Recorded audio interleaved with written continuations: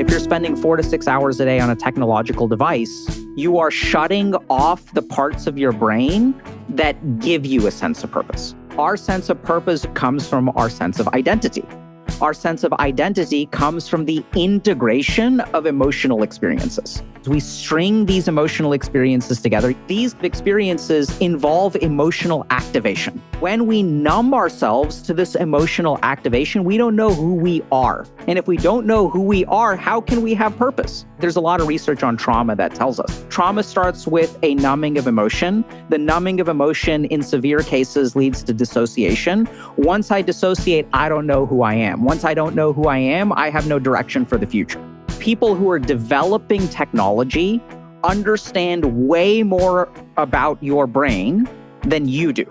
We're outgunned. What we're seeing is a whole-scale increase in technology usage, a whole-scale increase in technological addictions, and a whole-scale worsening of mental health. Social anxiety, depression, generalized anxiety, suicidality, addictions, body dysmorphia, everything's getting worse. This is a human whose brain is designed to get better at stuff, form relationships. As these skills atrophy, it becomes impossible to attain this in the real world.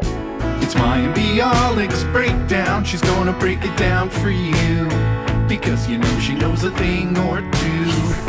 So now she's gonna break down. It's a breakdown. She's gonna break it down. Mayim Bialik's breakdown is supported by Rabbit Air.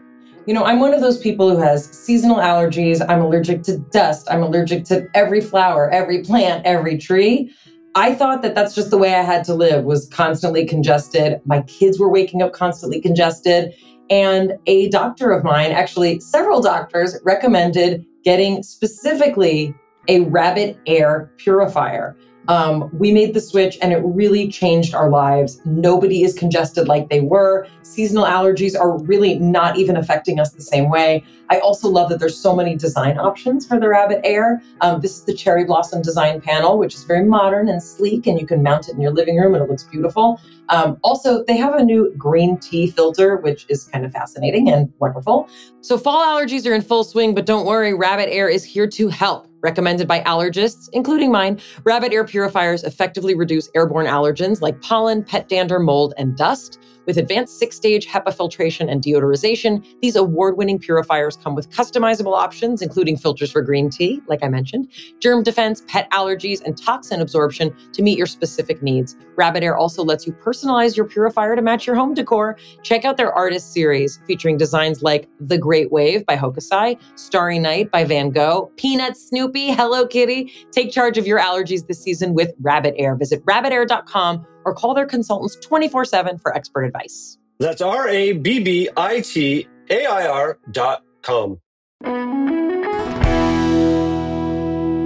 Hey, I just found out something astounding. Approximately 63% of those of you listening to or watching Mayim Bialik's Breakdown are not subscribed. We know you're listening and we know you're watching because of all of the awesome comments you leave telling us how Mayim Bialik's Breakdown is helping you lead a happier and healthier life. We love that. But the best way to support our show is to subscribe. It's also the only way to get latest updates and to know when new episodes drop. So anywhere that you listen to podcasts and on YouTube, please subscribe, hit the bell icon so that you know when a new episode drops. Thank you so much, and on to the episode. Hi, I'm Mayim Bialik. And I'm Jonathan Cohen. And welcome to our Breakdown. This is the place where we break things down so you don't have to. You know, today's a small episode, a light, very light. We barely cover anything. Let's just do a little bit of a list here. The rise in video game and porn addiction. The rise in tech addiction and how it's pulling our attention away from finding out what we actually want to, need to, and are programmed to do as humans. How we process emotion and how we may be not processing our emotion and the impact on what that means for understanding what we want in life, how we pursue our goals, how we feel fulfilled, our sense of meaning and purpose, and the rise in the potential risk for suicide. We're going to talk about the inverse relationship between dopamine and serotonin and how our addiction to our devices, even in a very minor way, is pulling us away from understanding what our true motivation is. We're also going to talk about meditation, how we're doing it wrong, why we should be doing it right, and how it impacts a variety of addictive behaviors and motivation in general. We are also going to talk about online hate, incels, the rise in online negative discourse and conflict, and how to combat that. And we're not even done. We're going to have an entire section dedicated to understanding ADHD. What kind of therapy works for ADHD? What kind doesn't? How does gaming impact people with ADHD different? We're also going to cover the idea that each of us has a unique way of thinking and brain structure that is unique as our fingerprints, and actually finding ways to harness that can help us achieve more in life, and finding ways to meditate. Different ways to meditate are required for different people's brain styles. How are we going to talk about all these things? Well, we're talking to Dr. Alok Kanojia. He is a Harvard-trained psychiatrist specializing in the intersection between technology and mental health. He's known as Dr. K to millions of people online. He's the co-founder of Healthy Gamer, which is a mental health platform. He's also the author of How to Raise a Healthy Gamer. But his integrative and psychiatric training makes him a perfect person to talk to about all of the things we just mentioned. He began studying alternative therapies like yoga, meditation, and Reiki. He almost became a monk. By his own admission, was turned down from medical school 120 times. He talks about how his persistence and perseverance are hallmarks of what he believes we can all achieve in order to live the life that we are allowed to and deserve to live. This is a juicy one, people. Get a glass of water because you're going to be here for a minute with us and Dr. K. Welcome to The Breakdown. Break it down. Thank you so much. I wanted to start talking to you about gaming.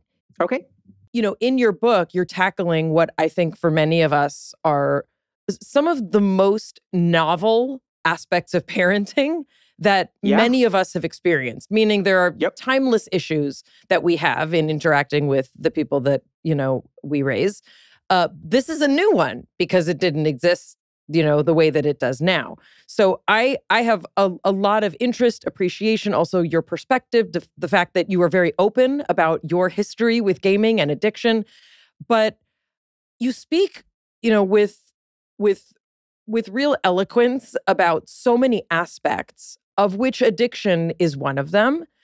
If you had to give us your opus, you know, your 3-minute elevator pitch for why the work that you do, you feel addresses so many aspects of mental health, what would that be?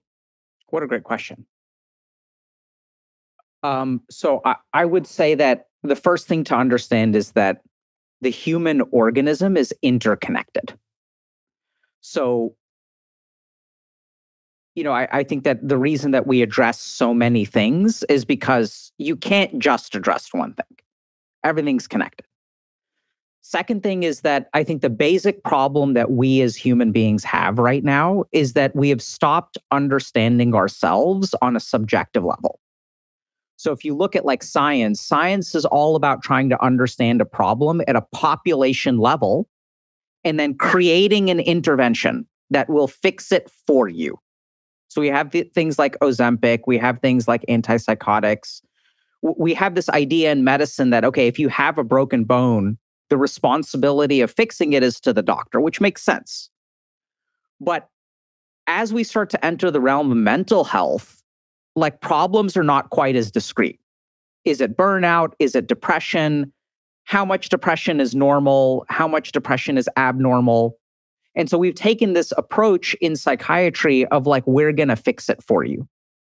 But the problem that I found as a psychiatrist is that like, I can't fix everything for my patients. I can do certain work with them in the office. But if you look at like the research on mental health outcomes, so many things that matter for your mental health are outside of what a psychiatrist can do. Like solid relationships, a fulfilling career, a sense of independence, a sense of confidence. And the research supports this too. So if you look at the top risk factors in a multivariate regression model of pornography addiction, sense of purposelessness or meaninglessness in life is at the top of the list. This is not a psychiatric issue. This is a life issue. People who are reporting high levels of porn addiction are also reporting a correlative high levels of a sense of meaninglessness. Maybe it's because they're watching so much porn. Yeah, exactly. So it's, you know, there is a correlation versus causation problem, right? And I don't think correlate. I think a lot of causation is actually circular, where like we know that things are cyclic, right? So I think that's probably what's going on.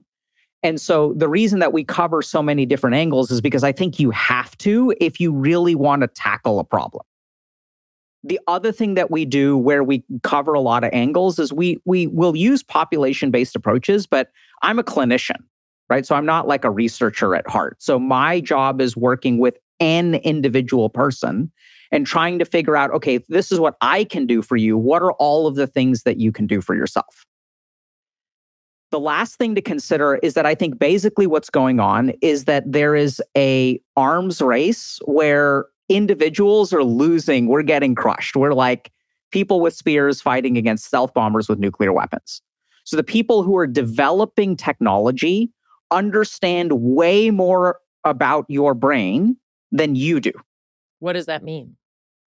That means that people know, for example, like if you open up your app, they understand that if I have a certain color, if I have a certain vibrancy, if I have a certain jiggliness, if I have a certain sound, I will engage your attentional circuitry. You literally just described a first date. Yeah, that too. Right. So like, and that's, so some people understand that. So some people who are very effective on first dates understand how to optimize color, jiggliness, sound, smell. Right. So and this is the problem is like, app developers will understand this. Video games will understand this. They do a bunch of like A/B testing just to see what increases engagement. The problem is that we as humans don't understand how our attentional circuitry works. So now they understand how our brain works. We don't understand how our brain works. So we're outgunned. And so that what we're seeing is a whole scale increase in technology usage, a whole scale increase in like technological addictions, and a whole scale worsening of mental health. Social anxiety, depression, generalized anxiety, suicidality, addictions, everything's getting worse. Body dysmorphia. And I think that's because people are starting to take advantage of certain aspects of our brain, and we don't really know, right? We don't know why we spend 3 hours scrolling TikTok, even though I don't want to. I don't understand myself. So we try to look at a lot of different angles so that we can teach someone, okay, this is how you work. We really try to understand the impact of technology. And then the other thing to consider is that a lot of these technological addictions are not like one thing. They affect, if you look at the impact of technology on the brain, it's not like alcohol where this is a molecule going to a GABA receptor and we're activating specifically GABA receptors. A video game or TikTok will lead to whole brain activations. So they're engaging so many circuits. So if we want to like understand and conquer that behavior, we have to understand all the circuits at play. Mayim Bialik's breakdown is supported by Helix Sleep. Wow, I am a person who has a history of rough sleep, like body pain, aching back, annoyed hips, all sorts of misery. And when we found out that Helix wanted to partner with us, we were very excited. It turns out that's the perfect mattress for me. I've had mine for 3 years now. Jonathan has one. Our kids love their Helix mattresses. I no longer have the problems that I used to have. And I actually enjoy getting into my bed. You know that feeling when it's like, oh, I love getting into this bed. That's how I feel about my Helix. We highly recommend taking the Helix Sleep Quiz. That's what we did in order to find our perfect mattress. Just takes like 2 minutes. Everybody sleeps differently, and we are confident that you will find the model specifically designed for your specific sleep positions and your feel preferences. I'm actually a midnight because I want something firm. I sleep on my side, sometimes on my tummy if I'm feeling frisky. Jonathan was matched with the Twilight, but these mattresses are a huge upgrade from our last ones. Their models have memory foam layers that provide optimal pressure relief and cradle our bodies in the areas we need it most. It's really the perfect combination of comfort and support. Jonathan in particular, it gets really hot at night, he says. So he likes the cooling features of his Helix mattress. It's super important to Jonathan, so I just wanted to give him a shout out for that. Helix is currently offering 20% off all mattress orders for our listeners. Go to helixsleep.com/breakdown. That's helixsleep.com/breakdown. Mayim Bialik's breakdown is supported by BetterHelp. Many of us have been in environments where we felt like we just couldn't be our full authentic selves for whatever reason. Maybe it's like a work environment where like you have to feel like you have to hold back a little bit, or maybe you're in a group setting with mixed company. Maybe you have a strange sense of humor like Jonathan and just don't know if you can let it loose. I think most of us know the feeling of hiding behind a mask. October's the season for wearing masks and costumes, but some of us might feel like we're wearing a mask or hiding more often than we want to at work, in social settings, even with our family. Therapy can help you learn to accept all the parts of yourself so you can take off that mask, because masks should be for Halloween fun, not for our emotions. Therapy is a great way to figure out what you're doing for other people and what is really authentic to you. And it's been that way for me, being able to talk it out, try on ideas. Therapy has been the perfect place to get in touch with what I really want and who I really am. If you're thinking of starting therapy, give BetterHelp a try. It's entirely online, designed to be convenient, flexible, and suited to your schedule. Just fill out a brief questionnaire to get matched with a licensed therapist and switch at any time for no additional charge. Take off the mask with BetterHelp. Visit BetterHelp.com/break today to get 10% off your first month. That's BetterHelp, HELP.com/break. I don't mean to be this person, but, Ayurvedic medicine, a lot of Eastern practice, Eastern philosophy, traditional Chinese medicine, this is literally the party line, is that mind and body are connected. For thousands of years, there have been recommendations made about, diet, about lifestyle, about thoughts, this is something that it exists. Like, we're not reinventing the wheel to talk about it. We're reinventing it in a sense in the West, and in particular in this, in this culture. But I want to believe everything you say is true. And I do believe that everything you say is true. And yet, I want a quick fix. I really want to go to this doctor for this, and I want to go to that doctor for that. What is it about humans, and in particular humans at this point, in a cultural moment, that makes it so hard for us to kind of accept and find ways to actually integrate this? Well, I think you want a quick fix because a quick fix is what you've been offered. And in many dimensions, a quick fix is what you've gotten. Right? So like it sounds like y'all are parents, right? So if I've got a kid and anytime the kid asks for their food of choice, if we just give it to them right away, what is that child going to come to expect? Right? So this is what's happened is we have a system of medicine that will fix your problems for you. It doesn't fix everything, but the reason that we have such a pharmacology heavy system of medicine is because we haven't invested in the science of behavioral change. So if you look at all the billions of dollars that are spent on drug development, what percentage of that is spent on behavioral change? Whereas we know statistically the two best things that a doctor can ever do for their patients, the two best interventions that will increase the lifespan, health, and happiness of your patients the most, number one is quitting smoking. Number two is exercising. Probably number three is diet, because these are whole-scale interventions. But if you look at the direction of our system of medicine, that's not what we emphasize, right? We don't emphasize diet and exercise because it's hard. We emphasize Ozempic. And I have nothing against Ozempic. I prescribe medications to my patients. I'm not anti-pharmacology. I think it's just what we're starting to see is when we have a pharmacology-focused medical system, it's really great at so many things. So if we look at generally speaking, lifespan is increasing, right? Antibiotics are awesome. Human beings used to live to the age of 40.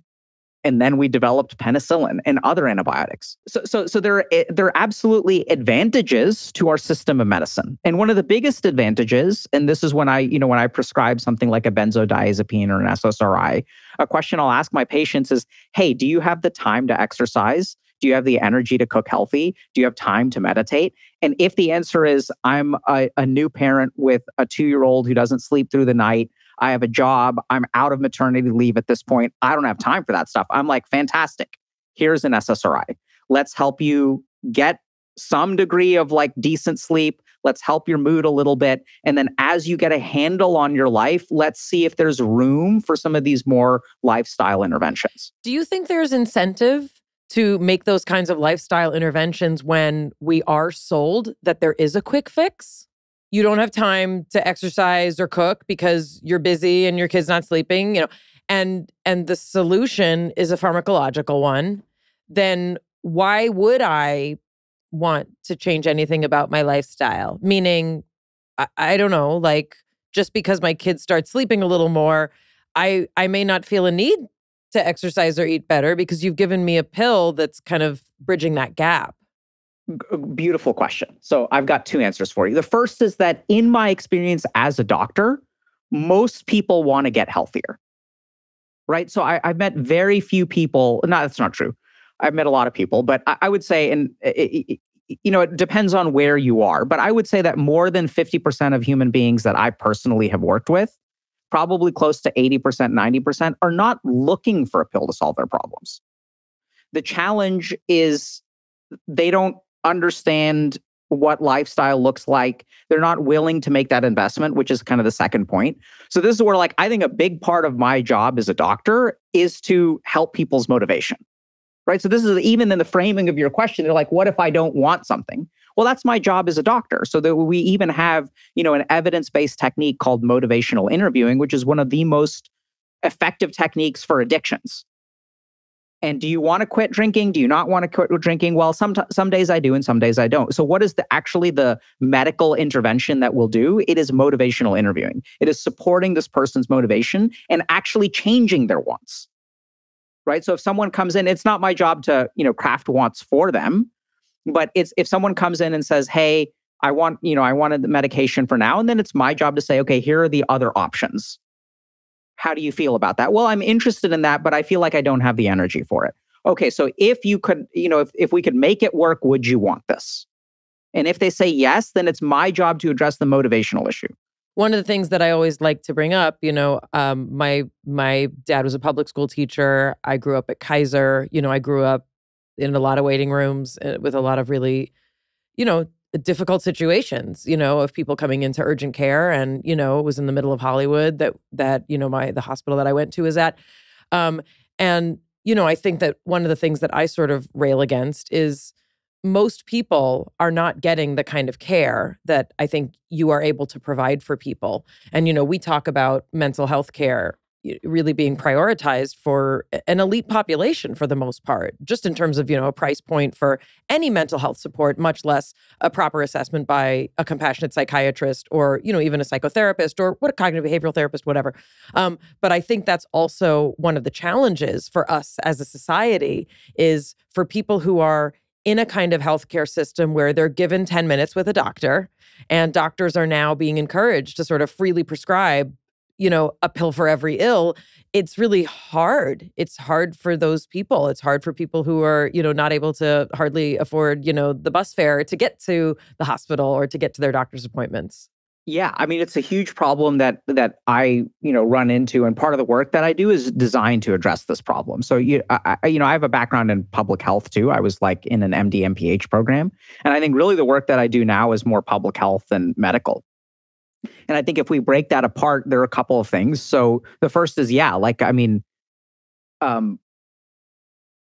getting good care comes at a price.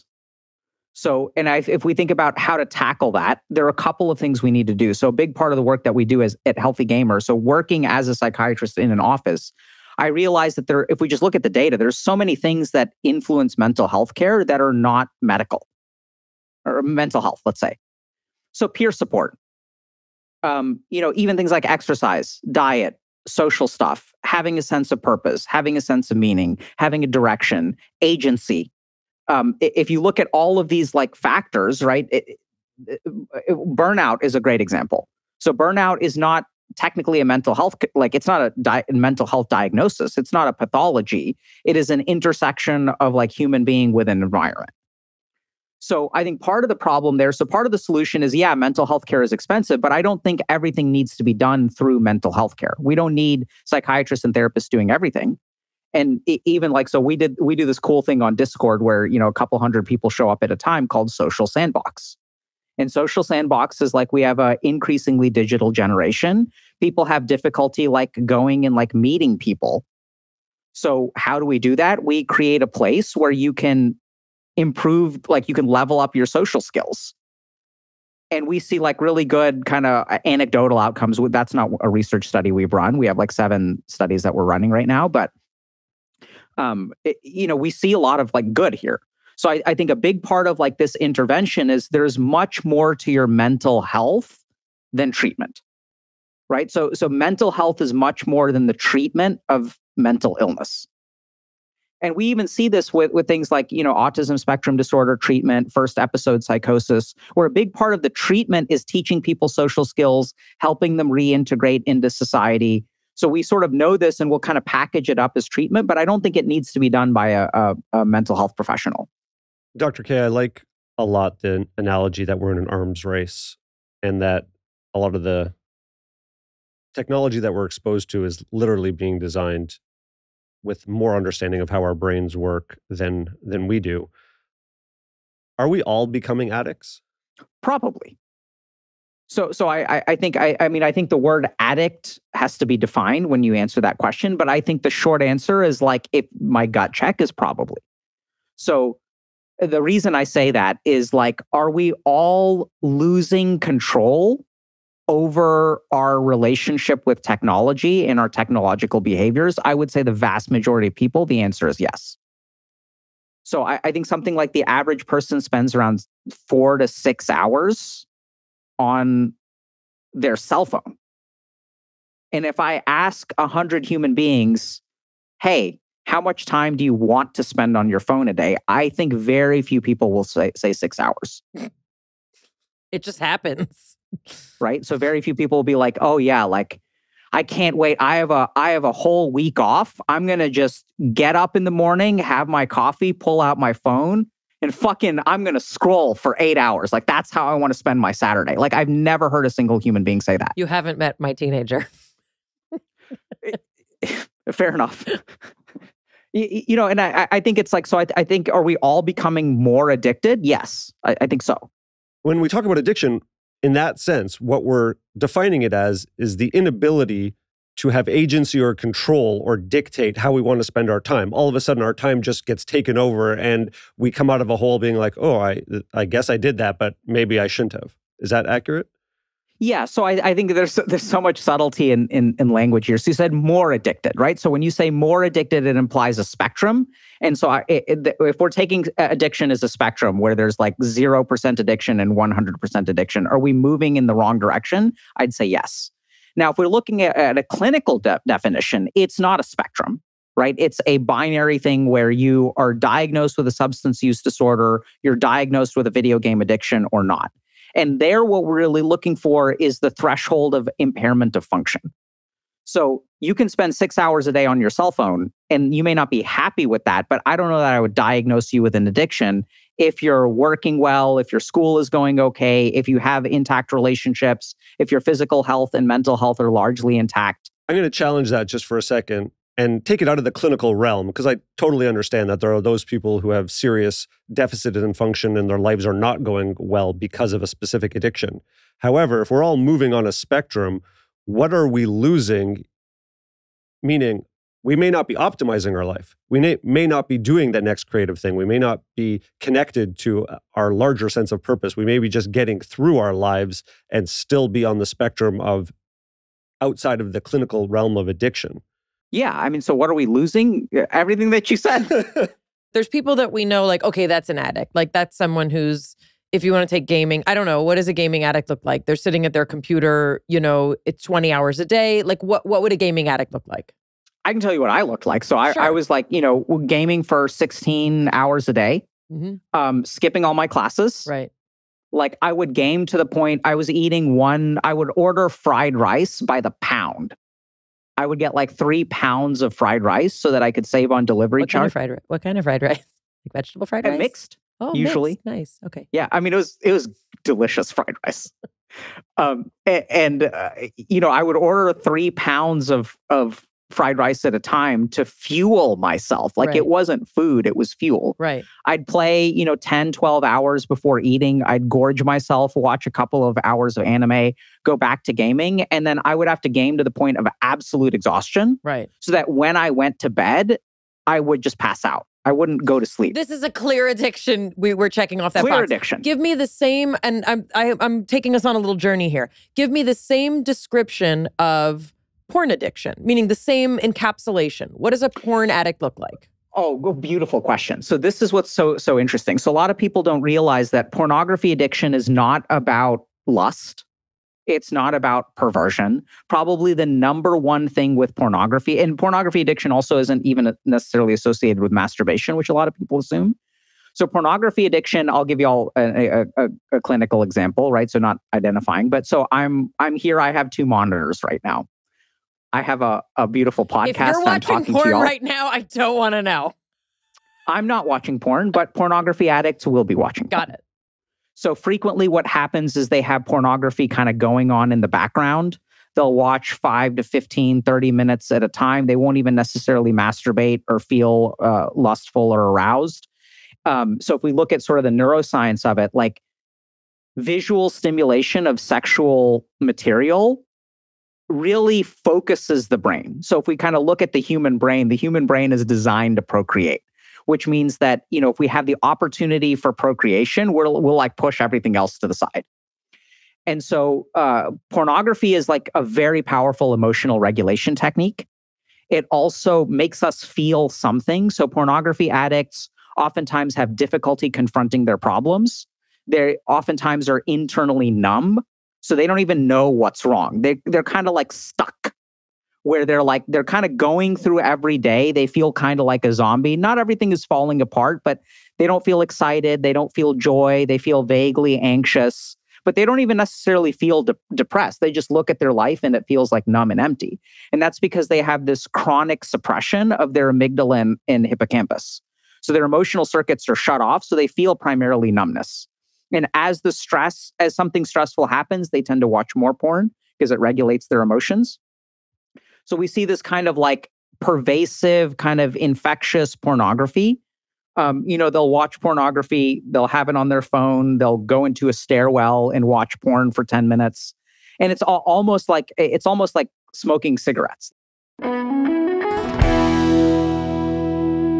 Mayim Bialik's Breakdown is supported by Smalls. When it was dinner time the other night and I was about to get the Smalls out of the fridge, but was still finishing some emails, my cat curled up upside down on her back and gave me the cutest kitty cat face to indicate it's time to feed me. And my heart just melted. I love my cats. They are really ideal companions. They don't ask for much. They are picky, though, on what food they like, just like me. Is your cat having digestive issues, throwing up their food? We've all been there. That's why I would love for you to consider our wonderful sponsor, Smalls. Smalls cat food is protein-packed recipes made with preservative-free ingredients you'd find in your fridge. It's delivered right to your door. That's my favorite part. And that's why Cats.com named Smalls their best overall cat food. I feed my cat Smalls twice a day. They love it. It is a huge upgrade from what I used to feed them. They prefer it more than other cat food, and their coats are so shiny and soft since we made the switch to Smalls. I have legitimately done multiple taste tests. I've done the bowls side by side. They love Smalls. It really feels like exactly the food that cats are supposed to eat. Jonathan, I'm sure you remember that I used to have really stinky and smelly old cat food. It would leave the house smelling like cat food, but I can finally open a packet of cat food and no one gets nauseous. I also recognize the ingredients in a packet of Smalls food, which is very important to me. Smalls was started back in 2017 by a couple of guys home cooking cat food in small batches for their friends. And a few short years later, they've served millions of meals to cats across the U.S., including mine. After switching to Smalls, 88% of cat owners reported overall health improvements. The team at Smalls is confident your cat will love their product. You can try it risk-free. They'll refund you if your cat won't eat their food, and I think they will. Give your cat the gift of great cat food this holiday season. Head to smalls.com/break. Use the promo code BREAK at checkout for 50% off your first order plus free shipping. That is the best offer you'll find, but you have to use our code BREAK for 50% off your first order. One last time, that's promo code BREAK for 50% off your first order plus free shipping. Mayim Bialik's Breakdown is supported by Ritual. I wish someone had told me at the start of my pregnancy journey, you're going to be taking these vitamins for a long time. A lot of women experience anxiety around conceiving and pregnancy and have a lot of questions like, how long do I have to take these?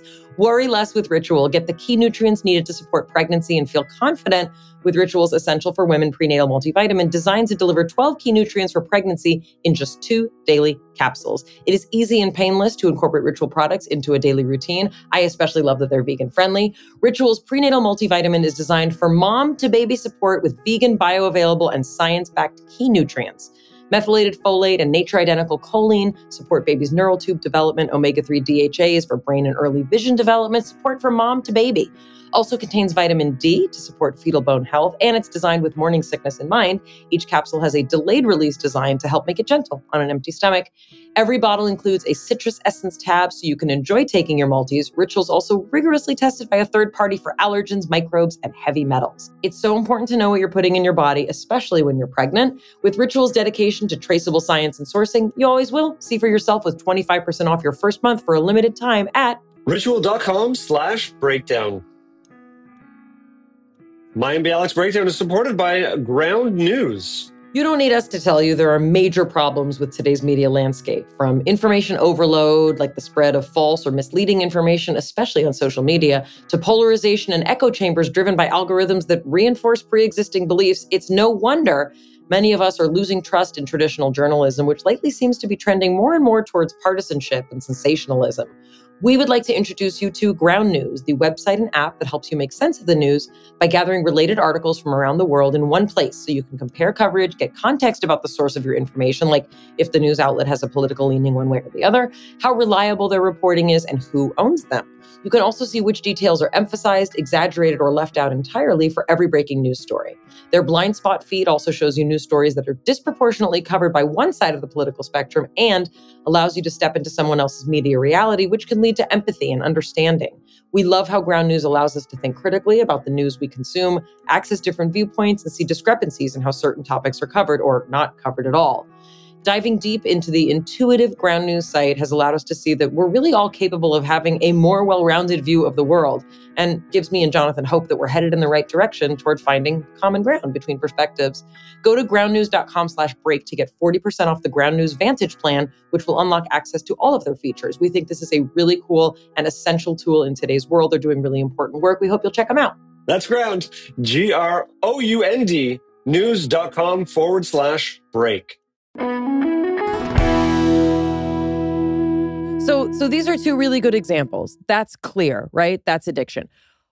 Talk to us about the people, as Jonathan said, who don't look exactly like that, but they look what we would maybe categorize as a milder version of that, but porn or gaming is still taking the place of, I don't know, free time, boredom, which can lead to creativity, trying new things, learning new things. This is the area I think Jonathan's talking about that many of us might be hovering in. And many people are potentially in this area inching towards a larger problem. Yeah. Oh, yeah. So when you say where are we all getting more addicted? Like this is the vast majority. Y'all are talking about the majority. I was talking about the minority, right? Maybe about 9% of people are addicted to video games in an impairing function kind of way. Highest estimates are 22%, by the way. So now let's talk about this bigger group. So this is where I draw a little bit more on the whole Eastern training thing, which if y'all don't know, I studied to become a monk for about 7 years. And so here's the way that I want y'all to understand this. So I think about medicine is moving us from -100 to 0. And sort of all these spiritual practices like meditation or whatever move us from 0 to +100. So let's remember that meditation was never designed to treat anxiety. That's not what it was built for. It's a practice that was designed to pursue this weird thing called enlightenment, moksha, nirvana. And so if we look at these milder forms of addiction, this person may be able to hold a job. They may be able to have a relationship. It's not like they're, grossly overweight or have a ton of health problems or anything like that. And yet what's happening is they're around 0. So it's not like there's a pathology where they're impaired in their function. They can't do something, but they're not moving in the positive direction in life. So all of this technology, as you're kind of saying, basically turns their life into kind of this humdrum, zombified kind of cycle of like, I'm getting up every day. You know, I see this a lot where people are like, is this what life is? I'm supposed to get up every day. So this is what these people will say. I get up every day. I get ready for work. I commute to work. I work 9 to 5. I commute back home. Since I'm supposed to take care of myself, I like go to the gym for an hour. I'm supposed to cook. So I did meal prep. And then I have to do laundry, right? And so then like 8:30 rolls around and then I have like 1 hour before bed. Am I like year after year living every day for 1 hour of free time? Like, what is this? So this is the experience that a lot of people have. And what's crazy, if you like ask these people, like, okay, let's look at your cell phone usage. They don't have 1 hour a day, right? So people have been working 9 to 5 and taking care of their lives for the last 100 years. Like that's been happening. These people didn't have 1 hour a day. What's changed? And you look at it and you'll see 4 to 6 hours a day of cell phone use. So what's happening is it's taking away like all the positive stuff. You're right. It's taking away creativity. It's numbing us out. So this is something that a lot of people, struggle with in our community is there's like, I have no purpose in life. I don't know what I want. And if you really look at it, if you're spending 4 to 6 hours a day on a technological device, you are shutting off the parts of your brain that give you a sense of purpose. That's enormous. Like that's an enormous statement. Yeah. Oh, yeah. I mean, I'm pretty sure it's not like it may be a bold claim, but like it's very simple. If we look at where does purpose come from, right? There's a lot of research on trauma that tells us this. So our sense of purpose or direction comes from our sense of identity. Our sense of identity comes from the integration of emotional experiences. So if I were to ask you, Mayim or Jonathan, tell me about yourself, right? Like what makes you you? Like, what would you say? Like, what makes Mayim Mayim, or what makes Jonathan Jonathan? I think we would have an easier time answering for the other. I'm sure you would, but that's not what we want. Oh my. How do you view yourself, right? So who are you? Like, what would you say? Like, if you had to write your eulogy, right? What would you say about yourself? I just wrote mine last night. Funny you should ask. Pull it up. Read it for us. Okay, what makes me me? Like any positive things, negative things, just like what makes me me. Okay. Well, what makes me me is that I'm a unique combination, as we all are, of my mother and my father.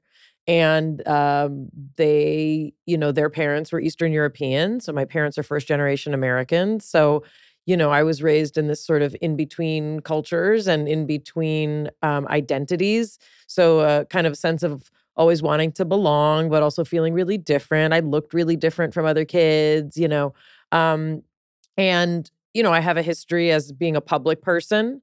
So that's kind of strange. And yeah, I like to use both sides of my brain. I'm a creative person. I'm also, very into numbers and logic, and I'm very musical and I'm good with languages and have a strong desire to, parent. So I'm a mother. You did great, right? So there's no right or wrong answer. But if we listen to that answer, you'll say, like, if we pay attention, all of the statements you made are due to formative emotional experiences. So like, for example, we talk about your upbringing. I wanted to belong, but I was different.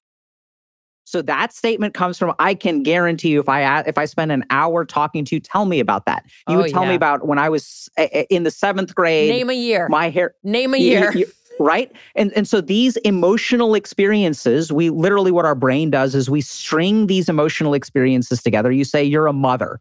You say you like to use your right brain and your left brain. So I can guarantee you at some point in your life, you had this experience where you were way too left-brained. You got a little bit of right brain in there, and it felt so good.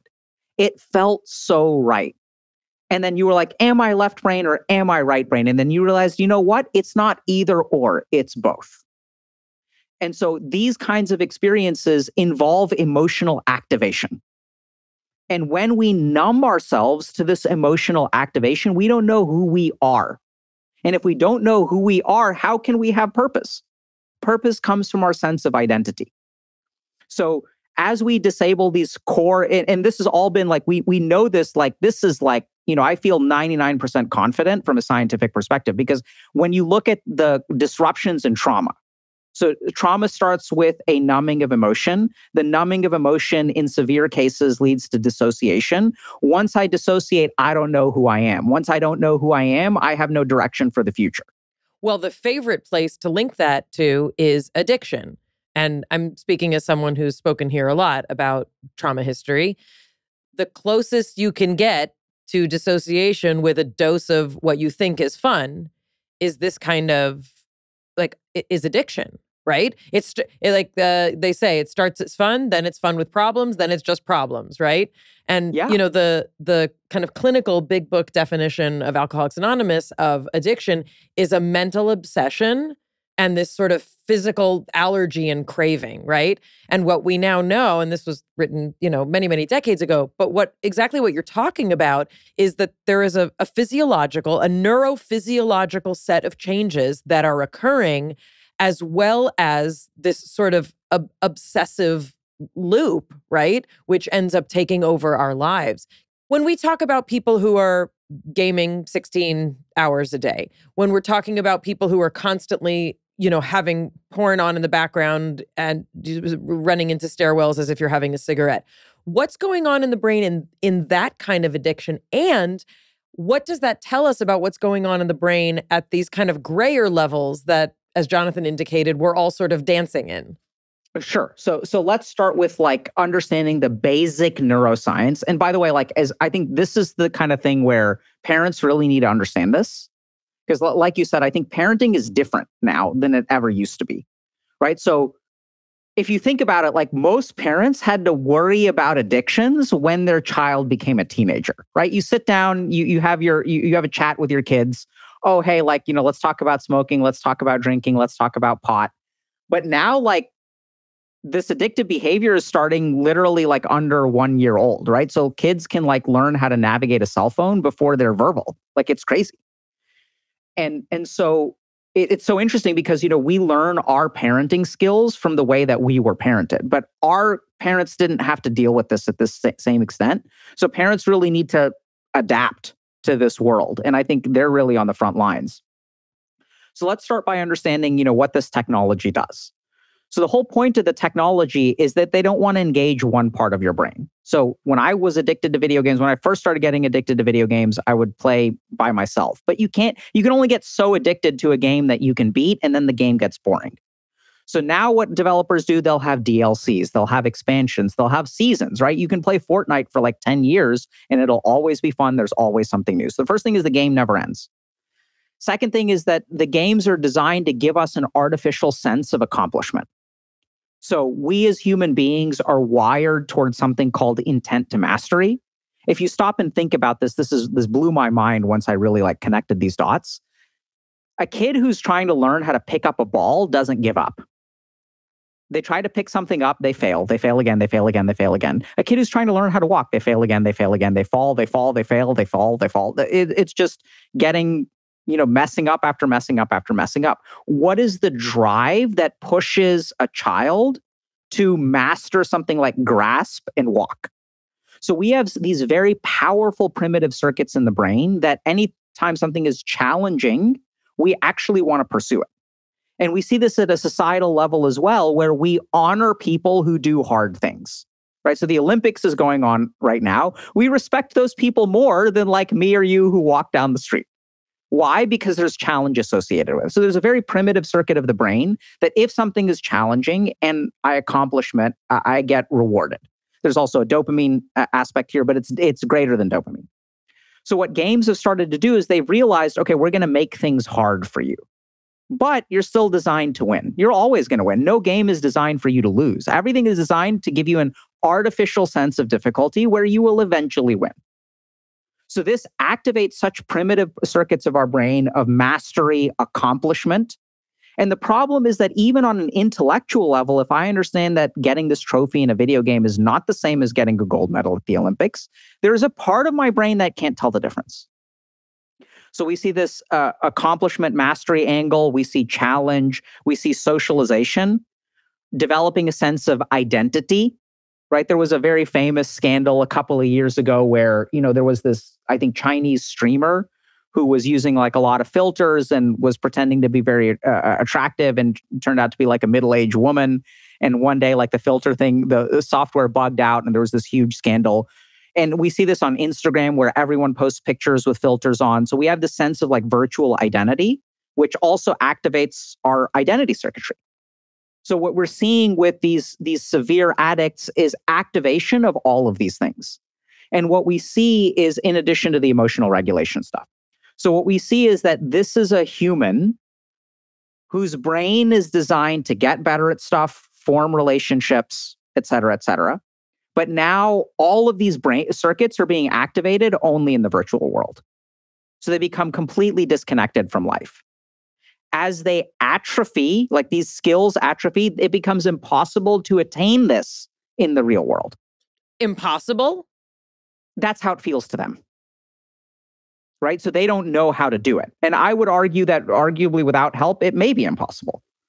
So there are people that I've worked with, that have been stuck in gaming for 30 years. And like, I want to say that, if you could have figured it out on your own, you would have. Well, I want to connect your comment about how we start to lose access to ourselves and understanding who we are and processing our emotional experience with the impetus and the time spent on digital activities that are activating these parts of our brain, and connect that to the severity of the crisis going on with young people that is increasing.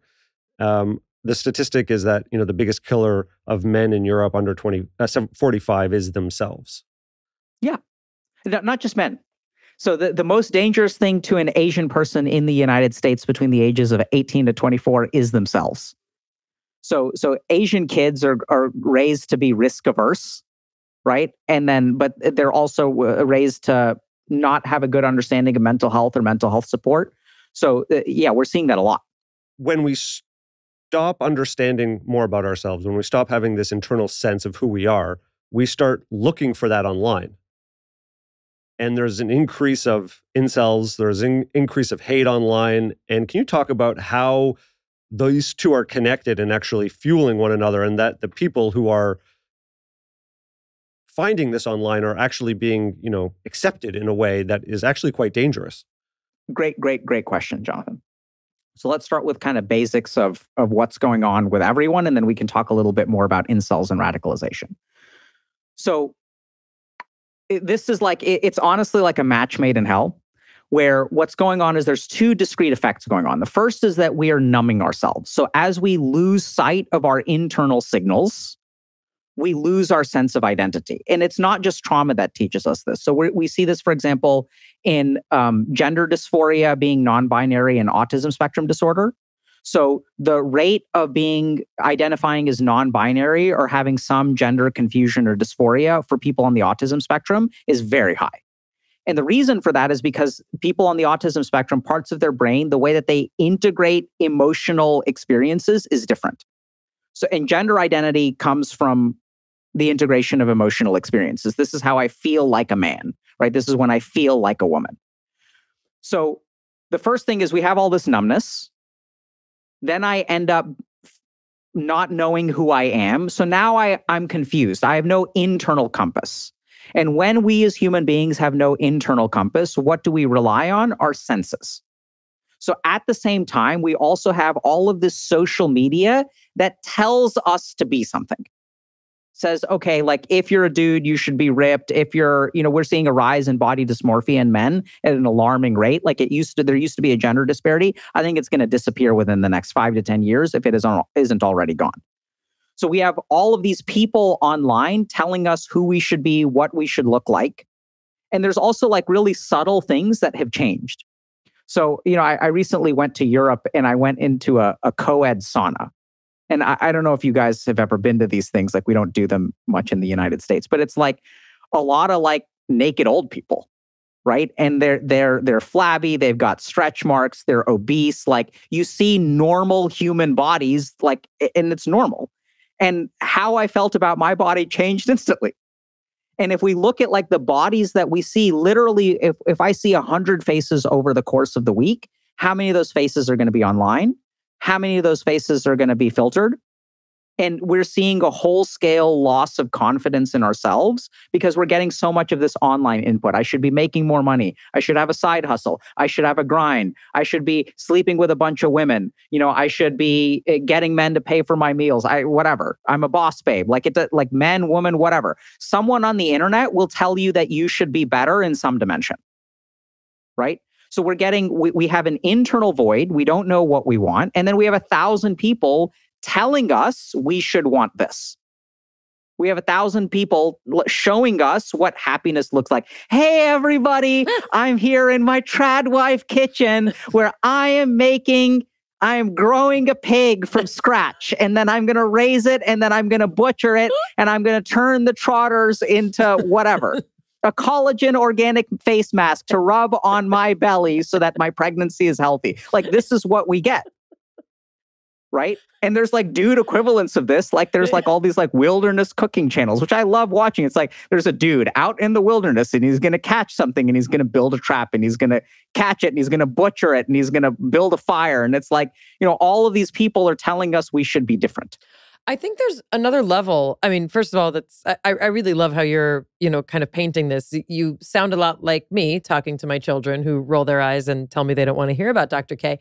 But there's another kind of aspect to this. It's not just necessarily, kind of being told what you should do.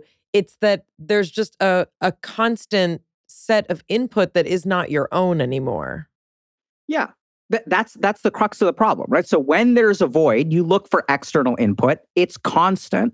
And here's why no one gets better, because it changes. So today someone tells you find work-life balance. Tomorrow, someone will tell you, start a side hustle. Today, someone will tell you, you should be more independent. Tomorrow, someone will tell you, if society doesn't give you something, it's society's fault. Take more responsibility, take less responsibility. And then we have a pile of people who are confused. They don't know. Because, our whole, and this is a generational thing too. So, our generation was sold this promise of work hard in school, go to college, get a good degree, get a good job, be happy.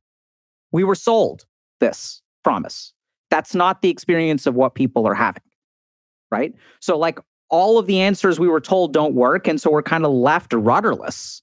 And all of these addictions are left when there's emptiness, right? So lack of meaning. What does the brain look for? Looks for some porn, looks for some TikTok, looks for some video game. Let me at least get some dopamine because I've got no... And I know I'm kind of going off of the rails here, but just to give you all one last example. So there's an inverse relationship between dopamine and serotonin. This is a gross oversimplification. So if we look at the sense of contentment, peace, this correlates with serotonin. If we look at pleasure, excitement, this correlates with dopamine. And generally speaking, the things that are dopaminergic are not serotonergic.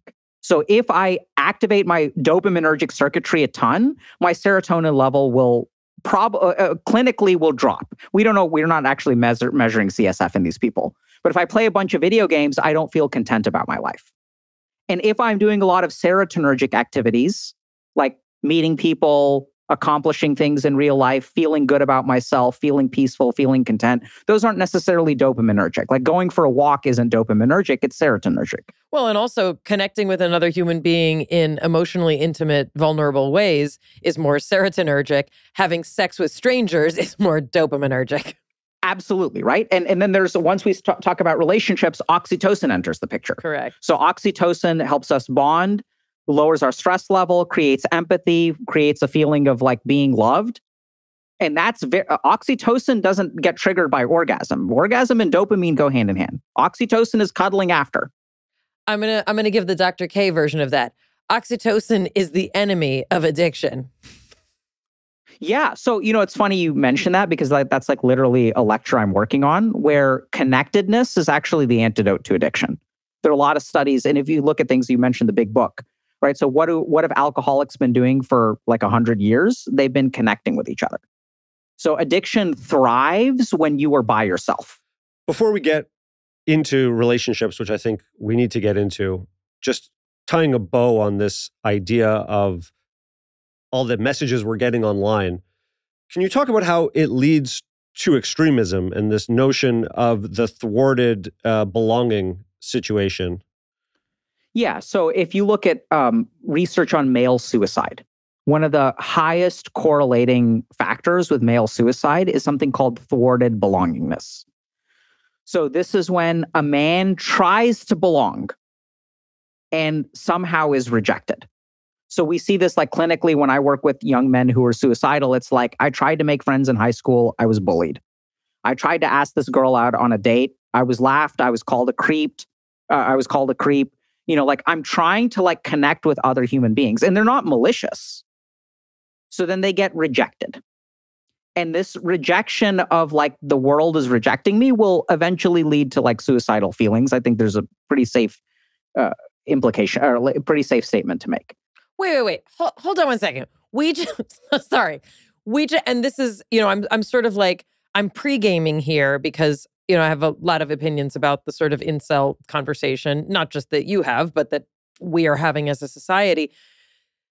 You know, how did we get from rejection, which is a bummer, and for many a sort of normal with a lowercase n, normal part, you know, of being a human and a teenager, right? Especially if you're different. How do we get, in your mind, from rejection on potentially a normal spectrum, or maybe, you know, an upper end? How did we get from there to suicidal ideation? So thwarted belongingness usually happens when everyone rejects you. So what we're talking about is like, yeah, rejection is a normal part of human existence. There are a couple of big differences though. So one is that if I get rejected continuously, that's what leads to suicidal ideation. I try to make friends with you. And we're talking about like years or even decades of rejection. So that's not normal rejection anymore. Like I was, I asked girls out when I was in college. I got rejected. Fair enough. And then eventually I asked someone out and they said yes. I joined a fraternity. I had friends. So most human beings have some degree of rejection and some degree of acceptance. It's the people who have a very high level of rejection. So, there's a lot of research that shows that men who ask for help are usually like rejected or thought less of. So it's very hard as a man to like ask for help. People, because there's this idea that like we as men should be independent and people are like, oh, if you can't do it yourself, like there's all kinds of reasons why men get rejected, but the data suggests that men get rejected for help all the time. So when that thwarted belongingness, and that's what, there's a difference between rejection and the clinical criteria of thwarted belongingness. Thwarted belongingness is like, I've tried to belong with people for years and it's been thwarted. So I would say that thwarted belongingness is a very high level of rejection by definition. Yeah, I'm also wondering, I'm like, there have been those dudes for all of history. Absolutely. Right? So there's something different, and maybe you have more insight, I'm sure you do. There's something different about this culture, potentially the availability of so much input about what your life should look like, right? Meaning the compare and despair for all of us is a lot more prominent, but there's something, I just wanted to be careful about this connection, but go ahead. Connected to that, is it reasonable to say that men are struggling more now than previously? I maybe. So let's get to this. So the first thing is like, you're right. But this is what's so crazy is like men have been killing themselves at very similar to the rates that we have now for like 100 years. We just haven't cared. So this has been going on for a long time. Like more men die from suicide than war for like the last 100 years. Like it's crazy. So this is this epidemic of male suicide. Suicide historically has been 4 times as many men as women. And now the question becomes what's changing. So I think there are a couple of really important things that are changing. The first is that we've been, I think, increasingly invalidating of men's experiences, or I don't know if increasingly invalid. We don't, generally speaking, validate men's experiences. So if I'm a man and I say I was sexually assaulted, like I'm just not going to get treated the same. If I get accused of sexual assault, it's innocent until proven guilty. Guilty until proven innocent. So like there's a lot of experiences that men have. Like there's also like this invalidation of men's experiences through talking about male privilege. And I think like, I don't think male privilege isn't real, a lot of people will come back and say like, oh, like it's not real. I think it's like, I think if you look at a society, things are complex and multifactorial. I, as a man, have a ton of privilege in some ways. So when I was in medical school, for example, everyone assumed when I was a medical student, I was a doctor because I'm Indian. And then I had colleagues who are doctors who get mistaken for nurses all the time. So there's absolutely a gender bias in medicine. Well, this is the patriarchy, which hurts men and women. I mean, that's what, when we talk about the patriarchy, it hurts men and women, meaning everyone's feelings, like, just for the record, everyone's feelings are valid. Yeah. Does our society, and also, is there an evolutionary difference in how we view men who are vulnerable versus women? Yeah, that goes back tens, if not hundreds of thousands of years in terms of, the evolution of how we got here. But yeah, I just wanted to insert that. Yeah. So I think the difference is that when a man says, hey, I'm struggling, we as a society tend to not support them in the same way. The other thing that tends to happen is we say you shouldn't be struggling. This, I would say 70 to 80% of the men I've had in therapy will have this experience where someone will tell them they should not be struggling. Like, this is silly. You shouldn't be struggling. And so the really interesting thing is there's only one corner of the internet that validates men's experiences. And I know a lot of people are like really upset with people like Andrew Tate and these toxic masculine figures on the internet. The question that I had in my mind is like, okay, if these people are so bad, why are they growing? What is the mechanism through which this movement within masculinity is growing so quickly? Because anytime something grows, if we look at it from like an evolutionary perspective, there is something going on there. And if we really look at it, the toxic masculine folks are the only ones that validate men's experiences. So if I'm a dude and I'm struggling and I'm saying like, my life is hard, no one will talk to me, I don't get compassion. I get, you're a loser, you're a creep. What I get from the toxic masculine people is, yeah, you are a loser. It's how you feel. You are a loser. Here's a way to change it. Your life does suck. And sorry, I have to insert, and here's the reason. It's because it's someone else's fault is also a huge part of the quote solution that you're being sold by these men.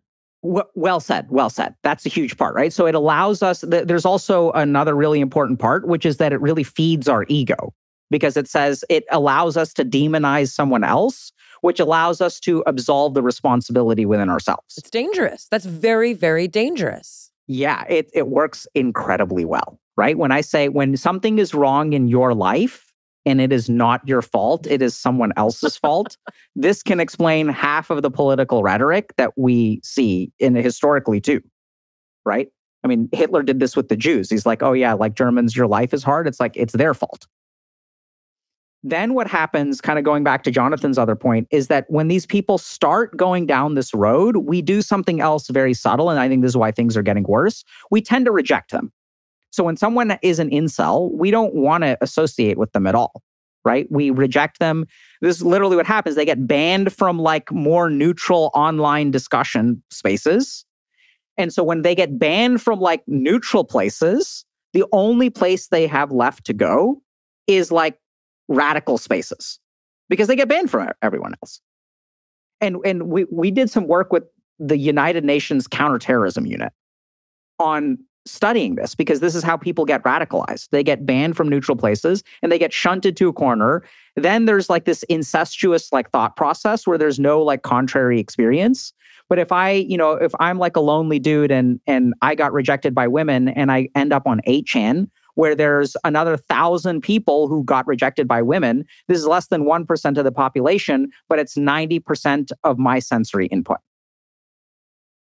So now I've created an echo chamber where everyone believes what I believe. So now I think this is true, objectively. And so that's what happens with the online radicalization process. And I think like we saw that in our community when we started talking and helping these people, we allowed them into our community. And it was like a really challenging, it was like when, two oceans colliding, because there were people who were like into healthy relationships and all these incels started showing up. Okay, so tell us what we don't understand about incels that will help us understand the larger problem better. The biggest thing to understand about incels is that they should not be treated any differently from any other population that is struggling. right? So if we look at like a particular ethnicity that has a high crime rate, if we look at a particular gender that has a high rate of a certain medical complication, what we tend to do as a society, thankfully, not everybody, but I think what we tend to do is we acknowledge that there is a systemic issue here that doesn't place the full responsibility on this person. So no one is addressing the systemic issues that are creating incels. And you're saying that the systemic issues creating incels are actually the same systemic issues that are creating a lot of the mental health problems that we're all experiencing, just to different levels. I think there's common roots. Yeah. So I think we're seeing whole-scale online radicalization, not just of incels, but we see this in politics, where it's like if you go back and watch the presidential debate between Romney and Obama, there was like mutual respect. There was like, I disagree with you. I think I'm better, but I don't think you're like a terrible human being. You know, like I think there was just mutual respect, which is now gone because everyone's become radicalized. Well, and also the kind of information that we're talking about that incels are experiencing is what we're all experiencing, just to different levels. So it's going to look different in different people. Some people may become porn addicts. Some people may, become gaming addicts. Some people may, experience body dysmorphia, right? Like it's kind of like, where's it going to come out? And also, I'm sure it has a tremendous amount to do with your genetics and your predisposition and the environment you were raised in and race, class, and gender and all those things. Yeah. So it's a brilliant clinical point. That, see, anytime I have a stressor, so if I go for a hike, if I climb to the top of Mount Everest, some people may pull a muscle, some people may have a heart attack, some people may have an asthma attack. So with one common stressor, as that stressor enters the human organism, each of us have a weakest link somewhere within us. We are all of us incels, right? Well, we have some part of our psychology that's vulnerable. So some of us end up depressed. Some of us end up burnt out. Some of us end up as incels. So I think it's a good point to make. What I hear is we're all dealing with a high level of stress, potentially increasing. There's conflict, there's interpersonal conflict, there's political conflict, and how we're managing and dealing with that stress is going to have a high likelihood of determining what behavior we go towards.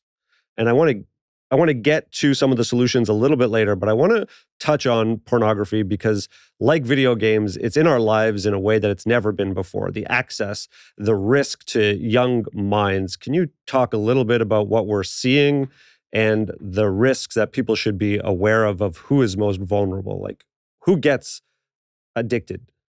Yeah, so I think there's all kinds of surprising risk factors. So adverse childhood experiences, so like moving around a lot, getting bullied, having parents who are divorced. Another really interesting one that I'm done here. I'm done. Thanks. Nice talking to you. Have a great life. No, like that's a lot of people's experience for a lot of reasons that are out of their control. Absolutely. So then here's another big one. Pre-pubertal exposure to pornography.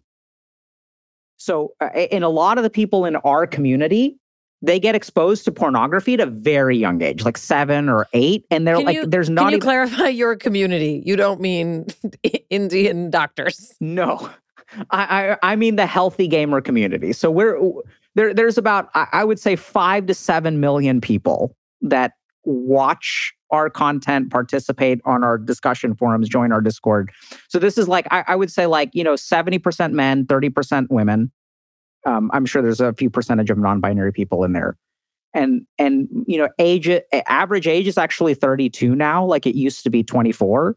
But we have like teenagers watching our stuff. We also have like 60-year-olds, 70-year-olds now starting to watch our stuff, which is interesting, but cool. We'll take it. So we'll see a lot of early exposure to pornography. And then I think the other thing is that it's basically like an emotional regulation technique. So what you need is, first of all, some reason to need to emotionally regulate. This is where things like divorce and those shared risk factors for addiction come in. And then you kind of have your drug of choice, right? So these people, it's almost like a process of elimination where if you don't have a genetic vulnerability to alcoholism, your brain may be more dependent on pornography. Then there are a couple of other things that we tend to see. There's a lot of shame that goes with pornography. So there's like this cycle of, negative emotion, addictive behavior, more negative emotion. So that kind of creates that cycle. We see that quite a bit. And then the other thing that we're tending to see is more extreme pornography. And we're also seeing like the likelihood of getting addicted happens the more what we call supranormal stimulus you experience. So if you look at pornography, it's getting louder, virtual reality, jigglier, 4K, this, that. And so we're seeing more intensive activation.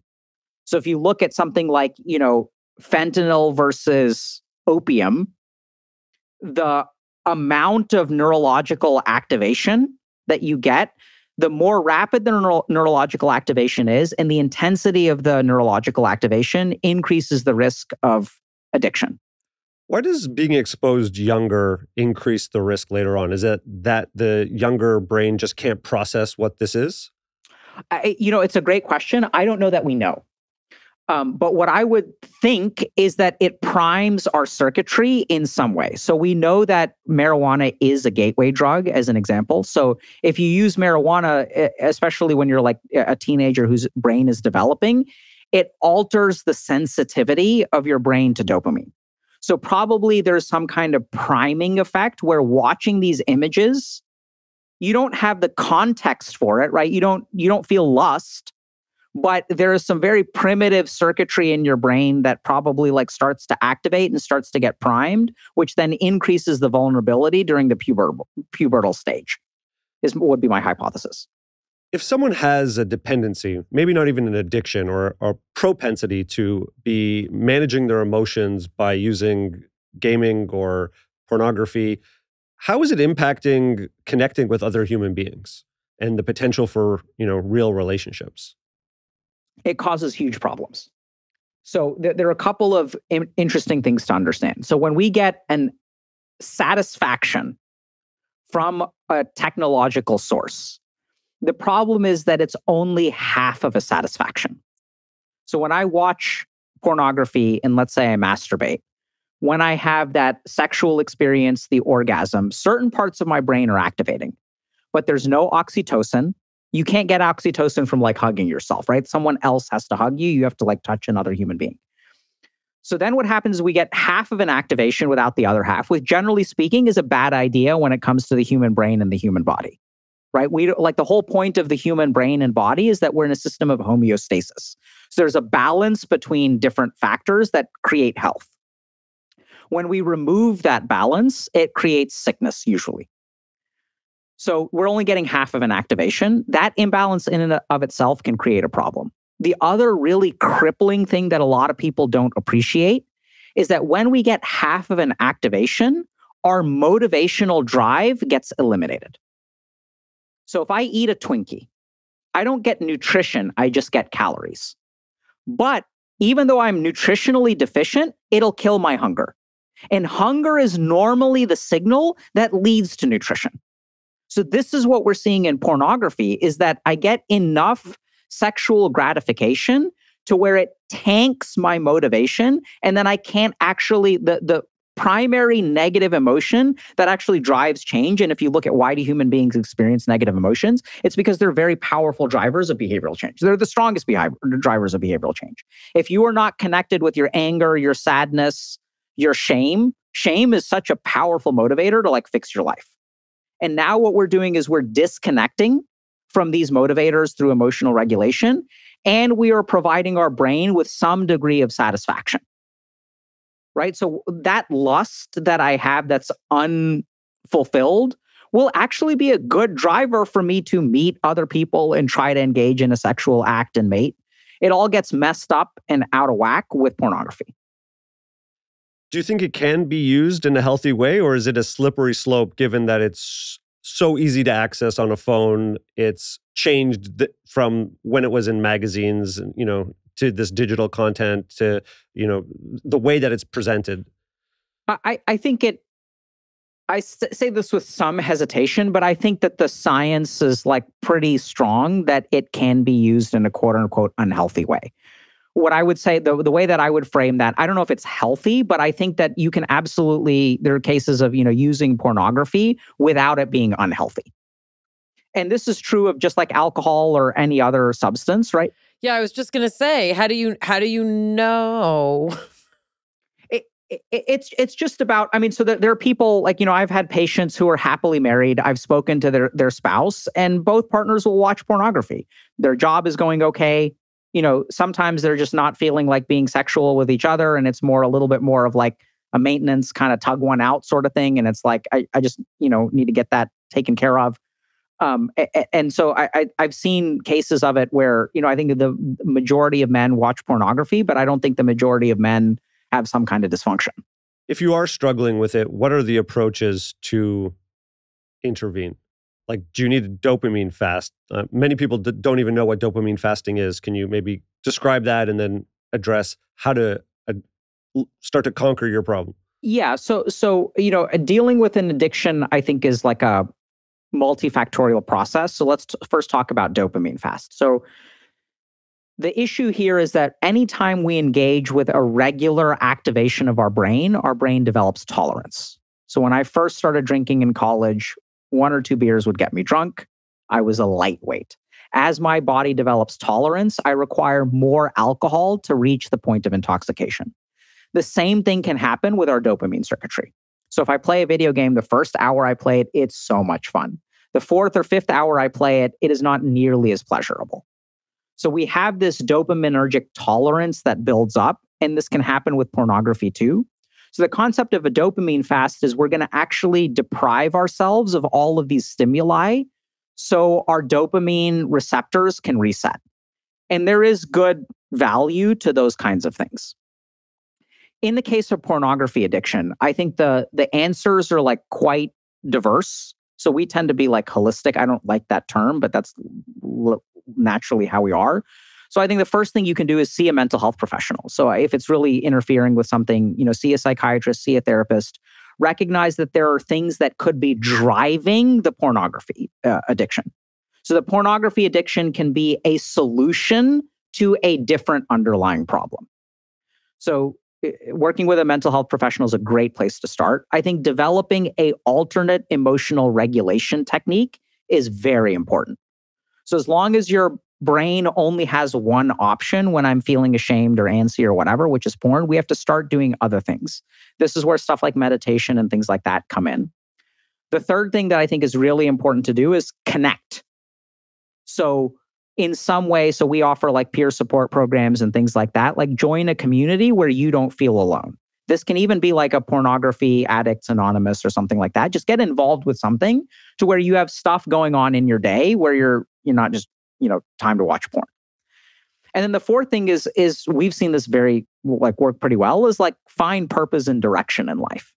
Right. So like basically what we kind of see, you're talking about these gray zone people, right? Not the hardcore pornography addicts, but there are a lot of people who watch more pornography in our community than they should. And basically our strategy with them is like, you got to have a reason not to, right? So when I wake up on a Saturday morning, I go to the hardware store because I'm doing some DIY project to replace a toilet or something like that.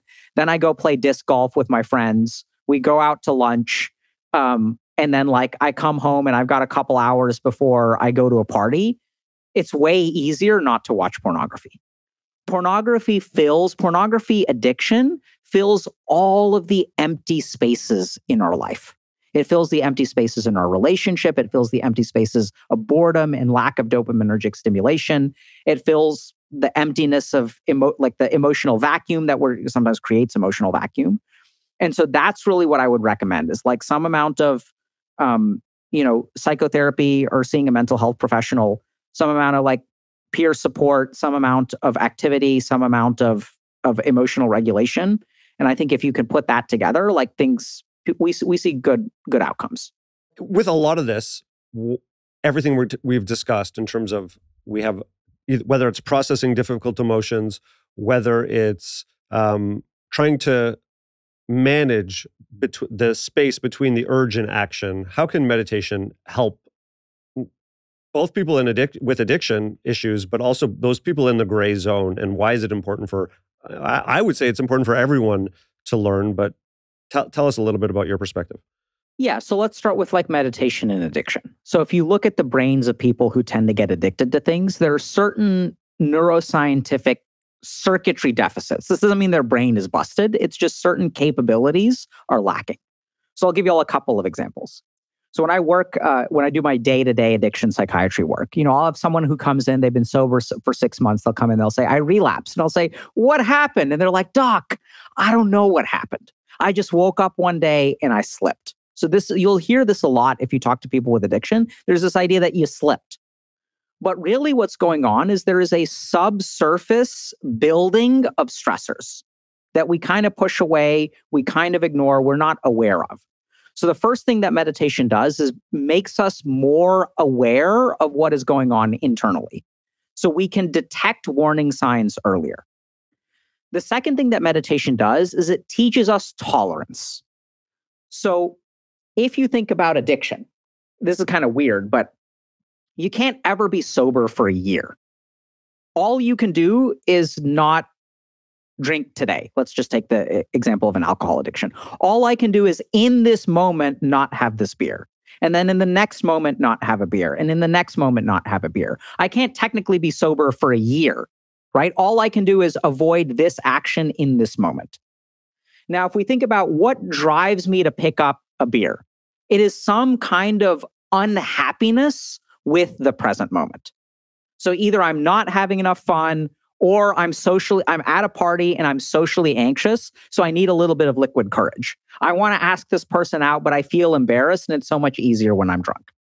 Right? There's some unhappiness that you have in your life that the alcohol is a solution to. That's why we say the problem is not the alcohol or the addiction, it's being sober. It's whatever it feels like when you don't have that, that's actually the problem.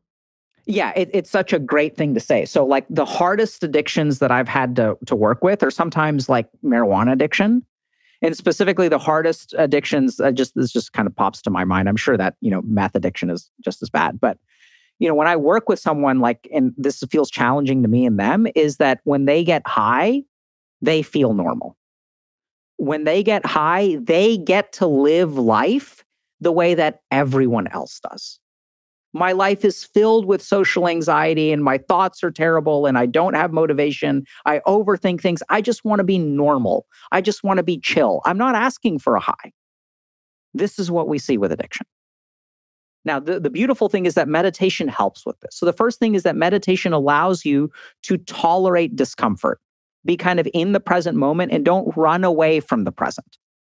So if you sort of think about what addiction does, addiction allows you to run away from the present. I don't like the way that I feel. Let me run away from it. So meditation is specifically the practice of being in the present, irrespective of what you feel. So we'll have, certain practices where you sit and then you don't move. So I learned to meditate in southern India where there was like a big meditation hall that was open and there's a ton of fucking mosquitoes.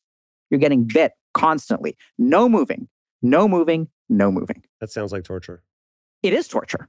That's what they do. And then what happens is you discover something magnificent. This is the torture actually doesn't come from the mosquito bite. It comes from my reaction to the mosquito bite. It comes from my fucking another fucking mosquito. It's that reaction where the real torture is. And then when you meditate, you begin to learn how to tolerate and then even enjoy. Okay, in this moment, let's see how many mosquitoes bite me today. Let's shoot for a high score. I'm going to meditate until I get 63 mosquito bites. We're going to shoot for 64. The moment that the attitude changes, suddenly every bite is a win. Like, what on earth? This is crazy. This is what meditation allows you to do. It allows you to change the way that you see the world. It allows you to tolerate the uncomfortable. And even when we sort of think about working out, if you really think about it, if I'm lifting weight and my muscles are crying to me, they're literally tearing. They're saying, stop, bro, this hurts. You feel the burn, but we love it. It feels good. So the context that we add to an experience is the source of our suffering or our pleasure. When someone touches my cheek late at night when I'm asleep, oh, my wife, wonderful. Or if I'm alone in a hotel room, terrifying. So meditation helps people with addictions because it allows us to tolerate those moments. The other thing to keep in mind is that the craving doesn't last forever. The craving will disappear on its own. All you have to do is wait it out. So meditation teaches us some of that patience and things like that. So like it teaches us internal awareness, allows us to regulate our emotions. Oftentimes we're using a lot of physiology to do that. So certain breathing practices will literally shut off our negative emotional circuitry, and it changes the way that we experience discomfort. And when we do these things together, it helps people with addiction. A lot of people are turning to psychedelics, to ayahuasca, to psilocybin, even ketamine-assisted psychotherapy. Like people are turning to some pretty compelling and powerful treatments. I mean, and it's Los Angeles. Everybody's like microdosing, like it's literally in the tap water. But in terms of like these larger experiences, a lot of people are kind of delving deep to get to like the root of trauma, the root of addiction. Can you speak to what it's like for an addict brain to use those kinds of treatments? Are those good treatments for addiction when they themselves have this aspect of, chasing the dragon, for lack of a better expression? The short answer is it depends. So we actually have studies that, some of these psychedelic treatments have been shown to help with addiction. So I've had patients, my favorite case is there's a guy I worked with who started using substances maybe at the age of 11 or 12. Polysubstance use was, I want to say 28, 29. So had been through all kinds of different sort of treatment. He went down to Costa Rica and tried Ibogaine. And he had this like deeply profound, like spiritual experience where he saw the addiction as a bunch of these leeches. And then the leeches started to slough off. And then I got scared because he was like, yeah, I feel spiritually cured from my addiction. And then I was like, I got terrified. And I was like, okay, does that mean you're coming back to treatment? Because he was planning on doing 30 days of treatment after he came back. And then he was like, no, I want to continue that treatment. And he said, I realize now that like there is a biological and a neurological component of my addiction that still needs to be addressed. But now this spiritual component is like taken care of. And I was like, whew. Right. So there's good people have good experiences. Second thing to keep in mind is that not all psychedelics, you listed a bunch. Each of these has a very discrete action. And some of these are far more abusable than others. Like ketamine is at the top of the list, where people will get addicted to ketamine because of its dissociative properties. So I think that like I view psychedelics just like any other medication. Maybe that's not fair to say, but any other tool. Like fire is good or bad depending on how you use it. Do you mean for yourself or for other people? No, as a clinician, I think about psychedelics as a tool. So for example, when I was in India, most of my teachers were quite anti-psychedelic stuff, and we can go into that. But one of them, there's a path of quite rigorous meditation called aghori sadhana. And aghor means fear. So it's the lack of fear. So these sadhus or like monks or whatever will live in cremation grounds and they'll consume meat. They'll do cannibalism. They'll use psychedelics. They'll do all kinds of stuff. And it's part of their spiritual practice. So one of my teachers is like, if you want to do that, it's a 10-year commitment. We'll train you, then you go for 10 years and then you finish. So they're not like drug addicts. They use psychedelic substances as part of a kind of prescribed spiritual path. And this is where we get to the crux of whether it's healthy or unhealthy. I mean, cannibalism, not healthy. I got bumped up on that too. How does that work? It's a good question. I don't know. Okay, but let's leave that like aside. People who have now. died already? People who yes. Okay. So they live in cremation grounds. They don't murder people. Okay. Just so what will happen is there'll be like, this is, I mean, even weirder, but there'll be like dead bodies there. And they will sometimes consume them, which is a terrible idea. We know that prion diseases can get transmitted that way. Like, I'm not advocating for that by any means, but the whole point of the sadhana is to have no fear, the spiritual practice. So we take all of the most revolting activities that a human being can do and engage in those to kind of conquer our fear. And, I was saying that it's the context that we add to the experience that makes it good or bad. Same principle. Yeah, like, do you get sentenced to that or you choose it? You choose it, and it's like hard to get into kind of thing.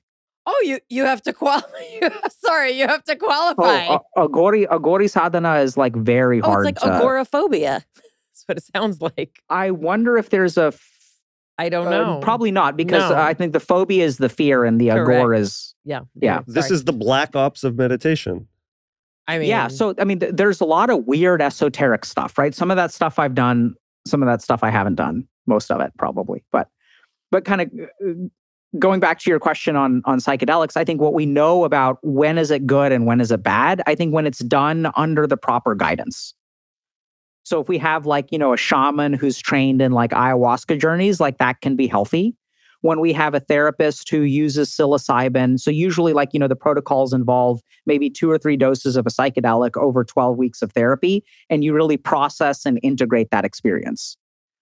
And then there are also, plenty of cases of addictions or bad things. I've seen people who've used psychedelics and ended up with PTSD, developed things like OCD or generalized anxiety disorder. Bad trips, I think as the meditators will say, like, you're playing with fire. And if you don't play with it right, you can get burned. And that's kind of how I view psychedelics. I wonder if you can give us a little bit of a primer on how we're getting meditation wrong. Because I've talked about some of the different phases of meditation. I went from being the person who's like, I can't do it. I don't believe in it. It's ridiculous, to, oh, I like listening to this nice lady and I follow what she says and I take a nap. To, we had Dan Harris on and he introduced me to, kind of his whole world of 10% Happier meditation. And I started kind of learning from like Joseph Goldstein and, people who were literally giving me skills so that I was feeling better in a different way than listening to the nice lady who put me down for a nap. And I understand that there are kind of different states of meditation. And I think many of us are hovering in kind of this first state. But I wonder if you can describe, what are we getting wrong about meditation and what are these different phases of meditation that we need to understand? Yeah. Okay. So beautiful question. So I'll try to answer somewhat succinctly. So the first thing to understand is that the word meditation translates into several different words in Sanskrit. So Sanskrit is a great language for describing states of consciousness. It's kind of like, we have this saying that, Eskimos have 100 words for snow. And it's because they know like there's a lot of nuance to it. So the biggest mistake I think people get about meditation is that the Sanskrit words for meditation, one of them is a verb and one of them is a state. So if I were to ask you, Mayim, how do I go to sleep? I have many funny Teach answers. me to sleep. Okay. So you get into cozy clothes, and you get into or no clothes, or no clothes, and you Great. you get into bed, and you close your eyes, and then you just fall asleep. So I took off all my clothes. I'm Team Jonathan here. I got into bed. I closed my eyes. I'm not sleeping. What am I doing wrong? I don't know. I'm confused. Do you know how to sleep? Yeah, I do. I mean, it's not her specialty. It's really not. I don't go to sleep when I lay down and close my eyes. But for most people, yeah, I think you'd be like, I don't know, just stop thinking about things and you'll fall asleep. Right. So the first thing to understand is that sleep is a state of consciousness. You can't go to sleep. It is literally impossible to go to sleep. You can go to the car wash, you can go to the bathroom, you can go to your bed. You cannot go to sleep. You fall asleep. It is something that happens to you. So the first thing to understand about meditation is there's that which you do and that which happens to you. One is an action, one is a verb, one is a state of consciousness that, fingers crossed, if you do the actions right, will trigger the state of consciousness.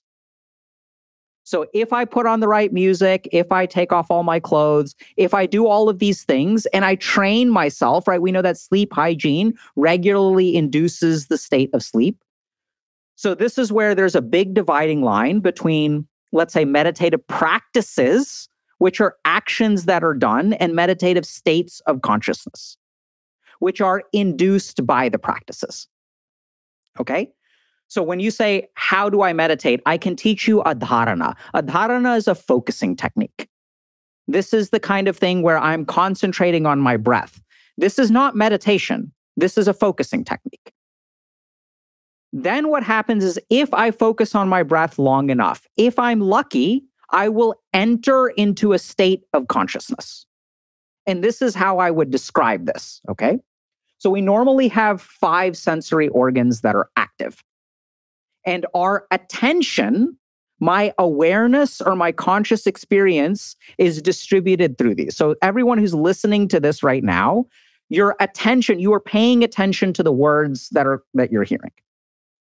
Now, one of the cool things that we know about human beings is if you want to listen to words or you want to listen to music or you want to eat something, if you close your eyes, the attention that was being utilized by your eyes, the occipital cortex of the brain shuts off. And now that attentional signal is distributed to the, let's say, listening to music. So now our auditory cortex gets more blood flow. Our occipital cortex gets less blood flow. So we enhance the experience. Agreed? Yes. So as I remove one sense, the second sense, the third sense, the fourth sense, the fifth sense, now all of my senses are gone and I am enhancing whatever is left. Now, for many people, what ends up getting enhanced is their mind, right? So now I'm like, if I'm not paying attention, and we all know this, when we are lost in our mind, we're not paying attention to our eyes, we're not paying attention to what we're hearing, we're wandering down the street and our attention is fully engaged in the mind. So then comes the next step of meditation, which is getting rid of mind. And then the question becomes, if you have complete attention, but no object to be attending to. So I can attend to what I see, I can attend to what I hear, I can attend to what I think, I can attend to what I feel. If I remove all of those things and all I am is unfiltered awareness without object, and remember, each time it's getting exponentially enhanced. Once you reach that no mind state with pure awareness, this is the first stage of dhyan. Or actually, dhyan is then when we kind of have a melded mind. This is kind of like a flow state. Then the first stage of pure awareness without focus is samadhi. This is what we would call temporary enlightenment. And this feels like a fucking drug. It feels amazing. When you get into this state of mind, which is very difficult to do because a lot of people have difficulty conquering the mind. So their attention continues to focus on this thought, this thought, this thought, this thought. I mean, I'd say most people. Most people, yes. And that's because we don't teach them to meditate, right? And so then what happens is that we induce the state of samadhi. And this is also where there are a lot of things that people don't really realize. But inducing the state of samadhi is a very, very specific neurochemical experience. And that's my hypothesis, which involves things like eating the right kind of food, very low levels of inflammation. We probably also need to develop a strong metabolic alkalotic compensation apparatus. I know that's complicated, but basically what we do is normally when we have a low respiratory rate, that's not conducive with life. We know that when we have a low respiratory rate, the level of CO2 in our system increases. We know that when the brain swims around in CO2, we can have weird psychedelic experiences. Normally people who have a high level of CO2, they get brain damaged because it's transient, right? It's sudden. Like if I am asphyxiated, that's not going to be good. But what happens in meditation is you will practice very low respiratory rates. 1 breath every 6 minutes. 1 breath every 15 minutes. Like a whale? Like a whale, right? And as you are capable of doing this, it allows your brain to tolerate higher levels of CO2 and starts to induce some of these weird neurochemical experiences that are similar to psychedelic experiences. But that's just the tip of the iceberg. There's also all kinds of dietary things. We do certain kinds of yoga postures. So basically what happened is for 5,000 years, people tested this. They're like, wow, that was a super cool experience. What do I do to enhance it? Because remember, it's like falling asleep, so you can't create it. This is why they do hours of yoga every day. This is why they do qigong and pranayama. You have to get all of these different parts of the body in line. And when the physiology is perfectly attuned, then you can induce these states on a regular basis. So I would venture to say that most people are trying, at least in the circles that I'm running in, and the apps and the forgive me, the pretty lady, with her picture on, the app, telling me how to meditate. They're doing body scans. We are doing body scans. Yeah. But I think that's the adharana, is that right? Dharana. That's where a lot of people are sitting. They're sitting in trying to learn to focus and just to stop the kind of madness. But when we talk about these other states, this kind of flow state and then this sort of upper level, I would venture to say that to get the true health benefits and mental health benefits of meditation, the challenge would be to get beyond this first state and into those other states of consciousness. So this is bizarre, Mayim, but I think this is the first time that I want to say you're wrong. Oh. So if we look at the science... It's the first time you want to say that I'm wrong, or it's the first time that I am wrong? I'm inclined to... So I would contradict your statement is what I mean. So let's just be specific, right? Because studies on the health benefits of meditation or mindfulness don't have people reaching samadhi. They have people doing body scans. So literally the science tells us that all you need for health benefits, or at least this degree of health benefits, is to body scan. Right? Like, does that kind of make sense? Because like the clinical trials don't have, 8 weeks of mindfulness training when I have chronic pain. No one's attaining samadhi. You have no teachers that are enlightened gurus. You have some psychologist who is, took an 8-week course on meditation and is now teaching these people how to meditate. So they're doing the body scan. So that's actually good enough to get some health benefits. Yes, I want more. So now we get into like the stuff that is not scientific, because it is very hard to do a randomized controlled trial on enlightened human beings. Yeah. So we take normal humans and we teach them to meditate over the course of 8 to 12 weeks. And then their middling level of practice is actually good enough.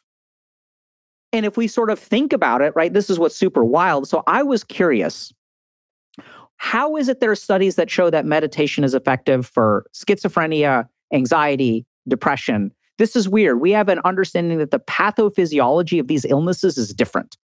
How can one thing help everything? And that is because meditation transcends the whole phenomenon of mind. We move beyond mind entirely. And anxiety exists within the mind. Depression exists within the mind. Even to a certain degree, schizophrenia exists within the mind, because we can't stop attending to these auditory hallucinations. Well, and this is also a great example of this mind-body connection, because what meditation is doing is it's supporting the body's kind of natural physiological capability to try and regulate a system that is in dysregulation. And whether that is from changing oxygen concentration, whether it's from reducing inflammation, like whatever it's doing, it's trying to essentially elevate your tolerance for, dysbiosis. I mean, for any of these things. Yeah. So I think it's a great take.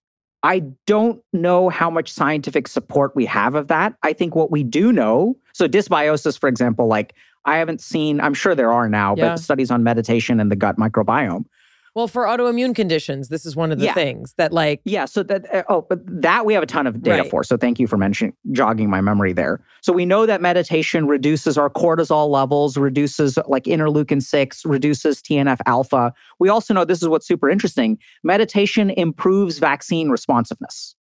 So what it does, it doesn't shut down the immune system, it regulates the immune system. It essentially recreates that homeostatic balance. We're not quite sure how, but it seems to do that. So it seems to be like a positive. And there are cases of like meditation-induced psychosis or problems with meditation, but generally speaking, it's like a safe and positive practice. What do you think the health benefits of accessing or experiencing samadhi would be on a regular basis? I think they're huge. So a couple of things. So the one thing is that sometimes when you experience samadhi, you will be healthier, but you can become a non-functional human being. I'm already non-functional. Let's try it. Non-functional in a way better way. So if you look at like someone like Buddha, right? So the Buddha was a prince. He was married. He had, political responsibilities, familial responsibilities. When he attained enlightenment, he was like, I'm done. So a lot of the things that drive us and cause us suffering are motivations. I want to be someone one day. I want to accomplish a lot. I want to retire. I want to have kids. These are all desires. The more time you spend in samadhi, the more your desires melt away, and thus along with your human functionality. So the enlightened person isn't driven by desire. So the more that you experience samadhi, I think like the better life gets. I think there's good outcomes because generally speaking, it's a positive, but like, you just get freer. So you have more control over yourself. You have more awareness of yourself. Things that when something bad happens to me, like sometimes it affects me, but oftentimes I'm able to like put it in context. And I can feel like when I don't practice regularly and I'm become more attached to the world, and things start to matter more. So in a weird way, like things become, we develop something called vairagya or detachment, where it's not that I'm apathetic and this is what's subtle. And this is like the difference between apathy and samadhi. Samadhi, you begin to realize, right? So I begin to realize, okay, like this is my karma. This is like, like it's not that I stop trying. It's that I stop letting my ego or my happiness be caught up in the outcome of my action. I know it's kind of technical, so I'll give you all an example. So it took me 3 years to get into med school. And I got rejected from 120 med schools before I finally got in. I'm sorry, what? You need to repeat that. You have to repeat that. I got rejected from 120 medical schools before I finally got in. I didn't even know there are 120 medical schools. Oh, well, I applied to many. So I got 120 medical school rejections. I should say that. So sometimes I applied to the same school more than once. But still, that's a lot. Yeah, it's a lot. 3 years. 3 years of applying to med school. That's what you get. So if you kind of think about that, like normally when I get rejected, I feel hurt, right? Because I have some ego caught up in like, oh, these people accepted me. This means I'm good. If they didn't accept me, that means I'm bad. This is how most human beings, if I get accepted to something, I feel good about myself. If I get rejected, I feel bad. But that's just ego. So 120 times you were able to say they're just not that into me. Yeah, and that's what it is, right? So I looked at my application. I realized, okay, I failed out of medical school. This is going to be failed out of college. I have a 2.5 GPA. This is going to be an uphill battle. This is going to be difficult, and it is going to be potentially impossible. Maybe 1 in 10,000 people with my numbers like get into med school. So it's like, okay, this is a statistical impossibility. But being able to dispassionately look at that and say, so be it. I'm going to do it anyway. So do I want to go to med school? Yes. Is this a goal I've set for myself? Yes. Is it 1 out of 10,000? Who cares? What matters is today I'm going to apply to this med school. That is the least relatable thing you've said in the whole 2 hours we've been talking to you. Yes, this is why this is the difference between people who experience this stuff and people who don't. Like, this is what allows you to do. That was Jonathan's question. I'd hate to think what happened if you asked someone on a date. Like, how many times do they have to say no before they call the cops on you? Right. So that's what. This is important. The reason you ask someone out obsessively is because you are attached. I want to date you. I want to date you. I want you. No one else. You. That's obsessiveness. That's the opposite of attachment. I'm fascinated by your persistence to continue to apply and reapply. Can you tell me a little bit, like, were you being driven by intuition that, like, I want to do this, I'm meant to do this? Like, what was happening that you just got all of these rejections, saw the potential statistical anomaly here, and you were like, I'm going to continue? Like, what was driving you? Nothing was driving me. It's an absence of a driver. This is what's so confusing for people. So let me. I have to clarify that when you say it's an absence of a driver, because it takes some drive to continue to fill out the forms. It's like it's a challenging process that you have to build up some momentum to do. It's not just like I have to go check a box. No, it's not that. No, Tell us. No. Let's understand this, okay? I know it sounds crazy, but what is the difference between applying to the first medical school and the 119th? I mean, you're rinsing and repeating unless you're changing it at all. Like, did you change the application? The action is exactly the same. Why is 119 harder? Because of the weight, the mental weight of the 118 rejections before. Okay, but what were you doing in the meantime? Like, I mean, what did your parents think? So my family tried to suggest that I go to the Caribbean or get a PhD. No offense. Yeah, well, it's what those of us do who don't want to apply to medical school because we don't have the grades and we don't want to do it. Right. So people were like, this is, like, what are you doing? And I said, okay, I'm going to give it 1 more year. If it doesn't happen this year, then so be it. That was going to be my next question, is if you put a finite end to it or if it was just going to be an indefinite continual application process. I don't know. I mean, maybe at the end of year 3, I would have said 1 more year. But I think this is the key thing to understand is, like, if you really look at your life What detachment allows you to do is focus on the action in isolation. And this is something that you have to learn in medical school or in residency. Otherwise, you will get torn apart. And doctors do get torn apart, right? So when I remember I was in the ED one day and a patient came in with gunshot wounds. And it's like, okay, we have to try to save this person's life. Can we save this person's life? I have no idea. I have no control over what happens. I only have control over what I do. So one of the biggest mistakes you can make as a doctor is believe that you can save a life. You can try to save a life, but I do not. I've been to med school, even did residency at Harvard. Like, that's a pretty good place. Nowhere did I see a single doctor that has the power over life and death. We can't do that. So when you become detached, you devote yourself to the action. You put 100% effort in the action, and your ego is not tied up in the consequence. I mean, it's amazing. You're a very busy man now. You have a private practice. You have an amazing online community. Do you make the time to meditate? What does your meditation practice look like now? It depends. So I do some kind of meditation practice on a daily basis, not much formal sitting practice. Over the last year, I realized I've been like coasting on my personal practice. So I'll do usually like sprints of quite intense and slightly more esoteric practices, where I'll also do like the appropriate physiology things, which it can include things like celibacy, controlling my diet, really paying attention, like getting the physiology in the right place so that I can like do the intense meditation. So I in the last year, I'll probably do this for about 30 days a year, where I'll do like a pretty intensive meditation practice, which kind of gets me like leveling up again. Amazing. I've heard you talk about how you won't have people with trauma history do mindfulness exercises, and you have a very unique approach to helping people with ADHD practice meditation. Can you describe those? I found those fascinating. Yeah. So first thing to understand is that mindfulness is like this weird catch-all term. And if you look at the evidence-based protocols to treat people with trauma, something like dialectical behavioral therapy, this involves mindfulness. But mindfulness is not monolithic. So specifically when you have someone with a history of trauma, if you look at things like DBT, the DBT mindfulness practices are actually what I would call grounding practices. So they are actually strong sensory stimuli which pull your attention out of your mind and into the physical world. So if you have someone who has like a history of trauma, PTSD, borderline personality disorder, or even narcissism, their experience of suffering and what causes them to spiral out of control is they get stuck in their head. We need to bring them outside of the head.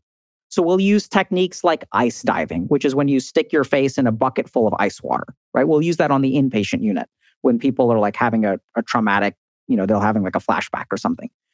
So we'll help them ground through a sense. That sounds terrible. You sound like a torturer. No, it feels great. So I don't know if you guys know this, but self-injurious behavior is essentially a grounding practice.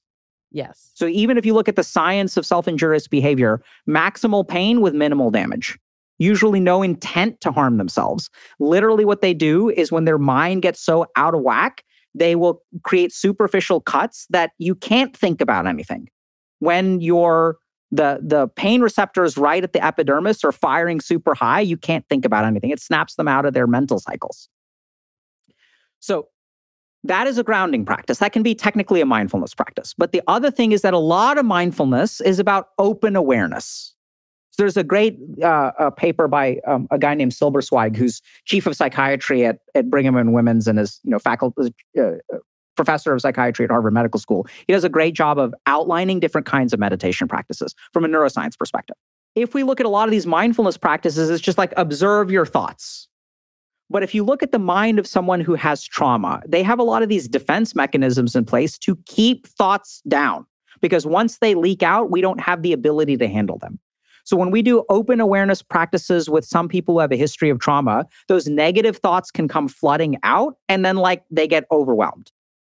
This is why when we do trauma treatment, right, we have literally another human being sitting with you, helping you hold the thoughts, helping you kind of stay together psychologically. So some of that open awareness of just like observe your thoughts, sometimes that sends people into a depressive spiral, panic attack, or a flashback. So we want to be super careful with like what the purpose of the meditation is. Now with ADHD, different kind of situation. So a lot of times people think, the goal of meditation is sure to get the mind to sit still. But for someone who's neurotypical, getting the mind to sit still means exerting the power of your frontal lobes and your willpower to restrain impulses. Now, if you look at someone with ADHD, their impulses are way stronger and their frontal lobes' ability to control their impulses is weaker.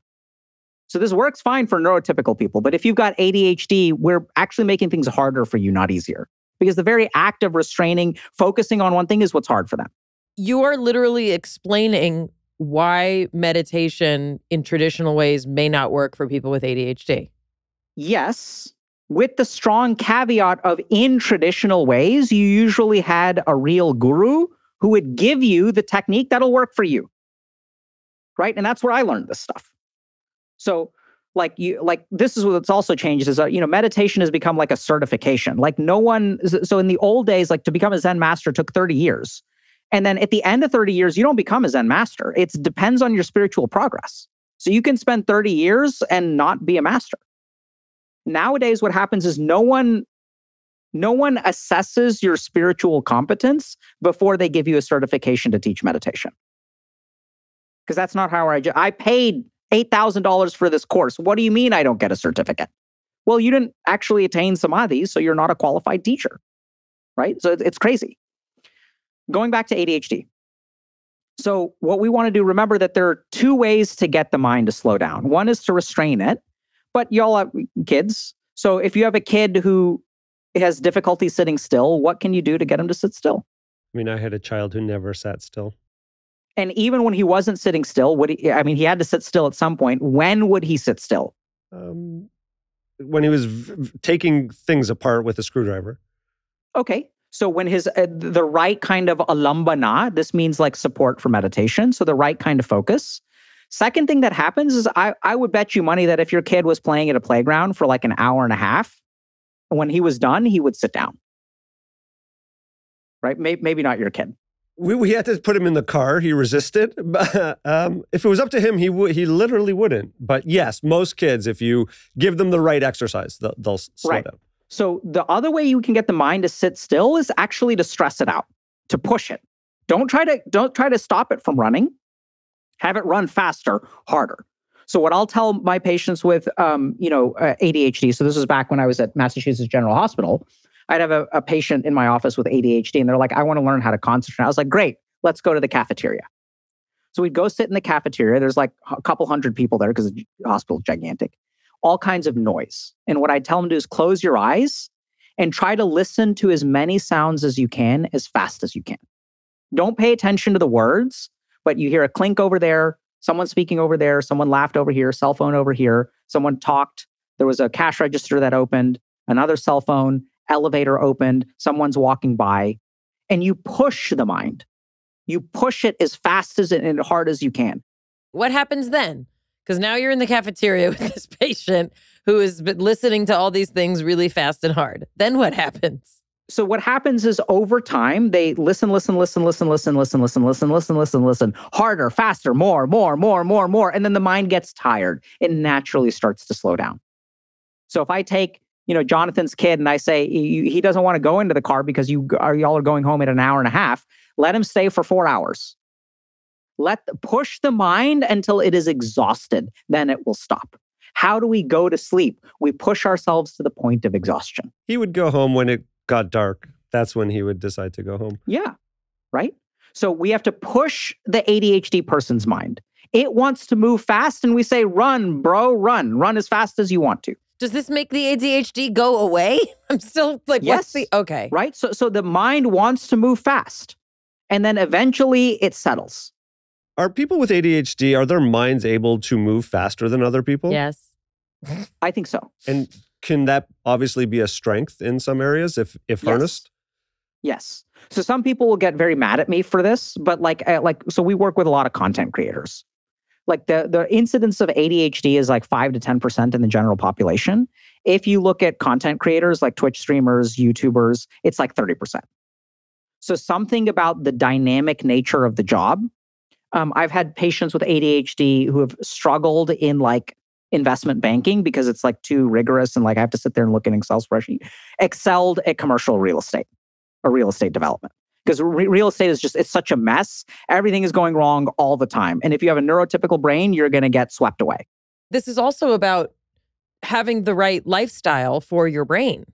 Yeah, I think so. So I think one of the things that we miss in the West is we think about like psychology and neuroscience as like static. We don't really think about a cognitive fingerprint for your life. But like we have a cognitive fingerprint, just like we have a unique hand fingerprint. And a lot of what I do in my practice is helping people understand how their brain works, figuring out what do we want to change and what do we want to lean into. Is ADHD getting worse? Are more people getting it? Yes. Why do you think that is? Because of the digital technology? Because we're so fragmented? So all manner of things. So one thing is if you look at neurodiversity like autism spectrum, advanced paternal age, autism is one of the few things that we can blame the dad. So advanced paternal age is associated with autism spectrum and neurodiversity. So we're all having kids at a later age. That's number one. Are you a C-section discusser? Yeah, so that there's all kinds of like in utero studies and things like that. There's all kinds of stuff that we know happens when a child gets pushed through the vaginal canal. Literally, it squeezes their brain. And the squeezing of their brain triggers certain things like the release of cortisol and stress hormones, which will lead to things like the maturation of their lungs and help them breathe. So when we're squeezing the brain, we're doing something, and it's designed to be squeezed on the way out. So what extent it does, we're not sure. All right, but sorry, continue. Yeah, so going back to ADHD, so I think, people are having kids older. We also know that there's probably some kinds of like dietary and neurotransmitter things going on with ADHD where we know that like low levels of inflammation or gut dysbiosis, which are much more common now. So this is where like, a lot of people, are gluten sensitive. And they're actually like, there's a dude in Austin near where I live who uses like this strain of wheat that is like hundreds of years old. The really interesting thing is people who are gluten intolerant or gluten sensitive can eat his bread. So there may actually be something to, I'm not like a big GMO conspiracy theorist, but there may be something about the way that these proteins alter that causes an increased inflammatory response. So we've got more inflammation. The other thing is technology. So our brain has a very simple principle, which is that if you don't use something, you lose it. So if I don't practice a language, I lose it. When I have technology that doesn't require me to pay attention because it's bright and it's flashy and it's whatever, my attentional capacity actually goes down. And so I think what we're seeing is like our attention, we're losing control of our attention. We can't control, I'm going to flip open TikTok and then I can't stop in 5 minutes. So we're literally, our attentional circuitry is starting to atrophy, which I think leads to more ADHD-like symptoms. Really fascinating. I have a personal example that I'm curious your thoughts on. For me, Mayim and I both took the quiz online. I think it was like 17 questions about who, and we were trying to compare who had more ADHD between the two of us. I won. And Jonathan won for externalizing. I won for internalizing. When I'm at a cafe, for example, I have a much easier time putting my blinders on, focusing, being head down when there's external noise to tune out. Can you explain that? Absolutely. This is also why I recommend that my patients with ADHD meditate with their eyes open. So if you look at ADHD, if there is a lack of sensory stimulation, I don't know if you guys have ever seen this clip of like the kid who's spinning around in the chair when he's like trying to do homework. So kids with ADHD, their brains are very sensitive to sensory stimulation. And if they are understimulated, they will self-stimulate. So a lot of what teachers and parents struggle with when you have a child with ADHD is you can't get them to sit still. It's because the brain is craving stimulation. So on the inpatient unit of a psychiatry inpatient psychiatry. So we're experts in psychiatry. We're experts in ADHD. When someone is in group therapy and they've got ADHD, we let them knit. We give them some kind of sensory stimulus. And somehow, for a neurotypical brain, some amount of sensory stimulus is distracting. But for a child with ADHD, they need some kind of sensory stimulus to somehow quiet down part of their brain so that they can actually focus. So they work better in coffee shops. They meditate better with their eyes open. If they're engaged in psychotherapy, I'll let them color. I'll let them knit. I'll let them do something. We go on walks. We'll hike, right? And so sometimes we need stimulus to calm down part of our brain. This explains so much. Mayim and I are often talking. She's like, can you just not do that thing while we're having this conversation? And I'm like, it's so torturous. To listen to me speak. No, but that's right. So here, if both of y'all are somewhere on the spectrum, you need to do it in order to be able to focus. And what you were doing is distracting for her and makes it hard for her to focus. There's so much more that we want to talk to you about that we're not going to get to today, obviously. Do you want 2 more children? Because we would like to live with you. So, it's, I mean, I know we're joking, but like I do get adoption requests on a regular basis. Wow. I'm set with the number of children that I've got, but happy to, maybe consult. Yeah. Can you tell us a little bit, before we let you go, can you tell us a little bit about how to start a conversation? What to do if you see that someone has a problem, video gaming, porn addiction. For porn addiction, it's much harder because it can be kept in secret. It's very hard to know if someone is struggling with that, but you may be able to see their behavior. They're more checked out, less connected. Their drive has changed. Something else is going on with them. How do you begin to open up a conversation, especially when people can be extremely defensive and try to, hold on to their mechanism of comfort by any means necessary? Yeah, so it's such a great question because we're seeing these problems, but we don't know how to approach them, right? Especially if a loved one or someone that we care about is having this. So I just wrote a book, How to Raise a Healthy Gamer. So like I recognize that, parenting is challenging. And I think that the thing that the book has that you won't find elsewhere is like our system of communication. So I've worked with hundreds of gamers, incels, opioid addicts, like take your pick. And the whole point is that getting someone to change an addictive behavior, they have to want to do it. You can never be sober for someone else. I've seen spouses try. Spouses trying to control people, even parents trying to control their kids. And what always happens, the challenge is that like, if this person's heart is not in the right place, you not only have to deal with the addiction, you also have to deal with this person's resistance. And so it's like 2 against 1, right? You and the person who has the problem are not on the same team. So what we've done in How to Raise a Healthy Gamer is lay out a system of communication. So we explain all like the neuroscience and psychology in a pretty like digestible way for parents to understand. But the book, we've actually gotten good feedback from people like spouses, like who are like, I just had a kid and my husband like is not like won't stop playing video games. Like, what do I do? How do I talk to this person? And in the book, what we kind of lay out is like start with like open-ended questions. So start by trying to understand their perspective, because oftentimes when we see a problem, we're like, this needs to change, but they may not agree with that. So we want to start by really understanding their perspective. That kind of gives you like a roadmap.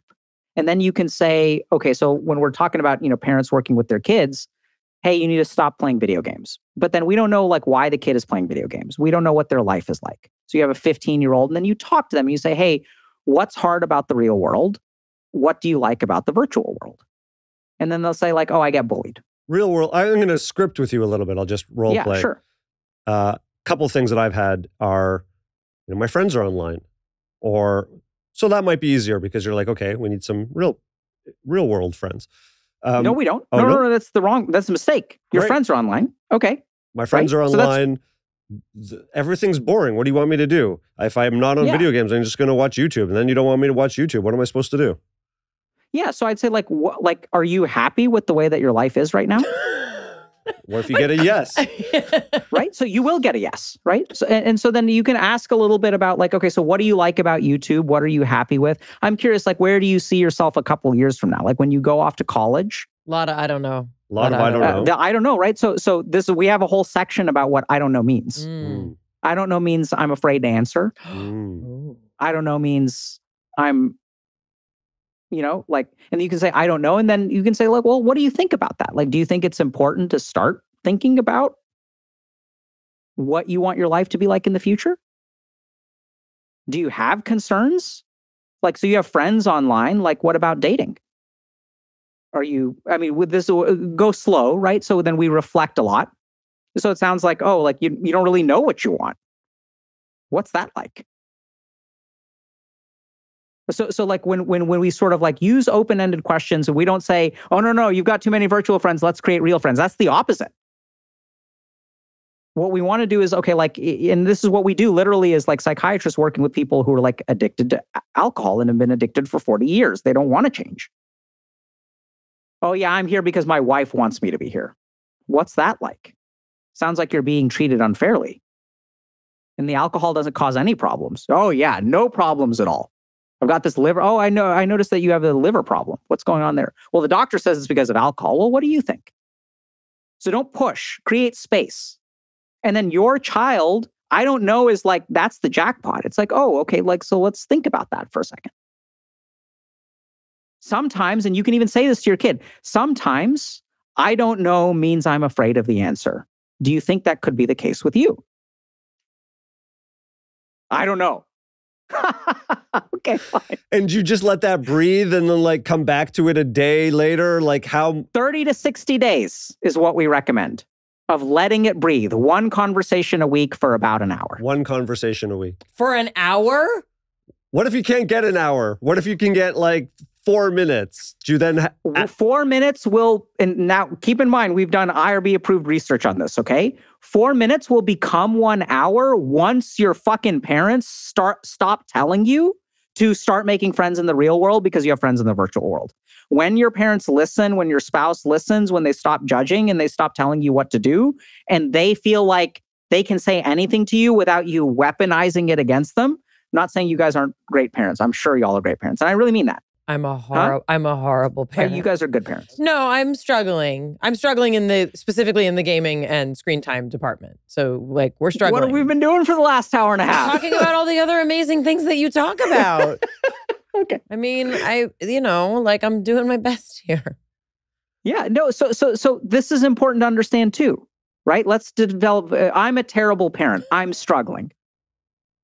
Terrible parents, I'll tell you this as a psychiatrist, terrible parents don't struggle. Terrible parents don't think they have a problem. Struggling means you are a good parent. The most damage that I've ever seen parents do to their kids is when they were unaware they were doing it. 100%. So if you are struggling, you are not a terrible parent. It's hard. Then this is where we're attaching our value as a human being to the outcome. It's hard. Dude, do you get, Mayim, that there are billion-dollar companies that are their business model is off of addicting your children. It works. The skin releases, the weapons, the money being spent on all the accoutrement in those games is unbelievable. It's crazy. The gaming industry is so much bigger than the music industry and the movie industry like put together. Like, how much money do you spend on movies a year? Like, a PS5 costs $500. That's with one controller and 0 games. And endless hours of potential attention. Yeah. So it's hard. And just because you're struggling, that just means you're like a decent parent. Well, and I appreciate that. And I think also my sort of, concern is not just gaming, but screen time in general has taken the place of any other emotional or intellectual stimulation. And, I was raised by 2 teachers, so I was given a list of books and a list of classic movies that it was like my job to know about, read, and experience. I used to keep a list of the books that I read so that I can go back and look at, what did I read when I was 16? What did I read when I was 17? And the screens and gaming has just taken the place of any other stimulation. They don't read, like nobody wants to read, even having discussions, like it's a challenge, just about anything other than discussions about get off your phone. Well, so the other thing that we talk about in the book, this is actually hard, is I don't think we appreciate as parents, not many parents really realize this, your children have a social skills atrophy compared to when you were their age. Literally, their social circuits are underdeveloped compared to what they used to be. So it literally makes talking with your kids harder.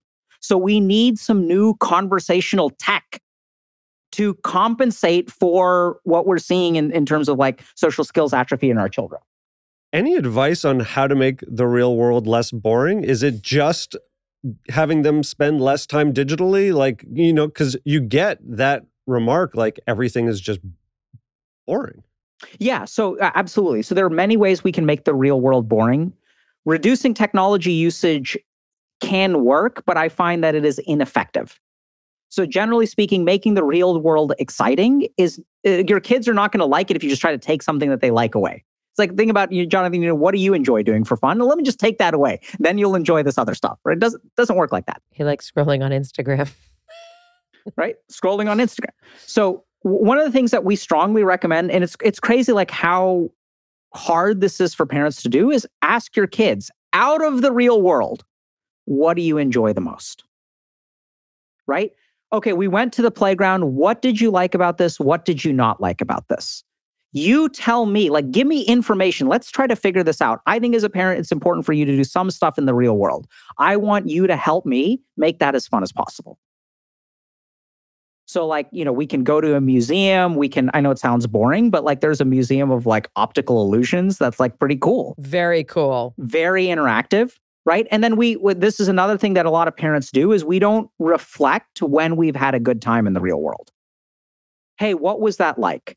Would you have rather stayed home playing video games? Do you want to go home and play video games now? Right? Let's go home and play video games. Then you tell me what would have been a better day. You game for 4 hours after we got back from the museum. We went to the museum in the morning. Is gaming more fun if you do something else first? This is eye-opening because the answer is yes.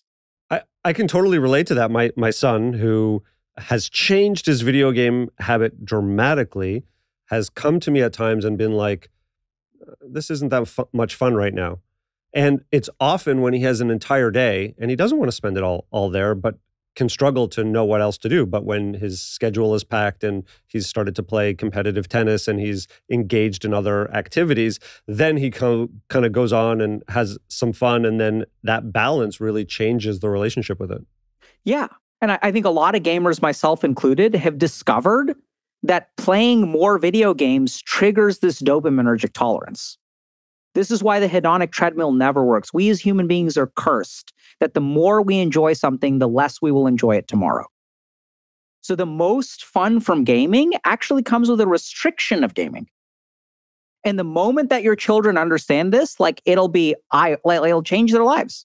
Before we let you go, can you tell us what your game of choice was when you were actively gaming in addiction? Yeah, Diablo 2 and Warcraft 3.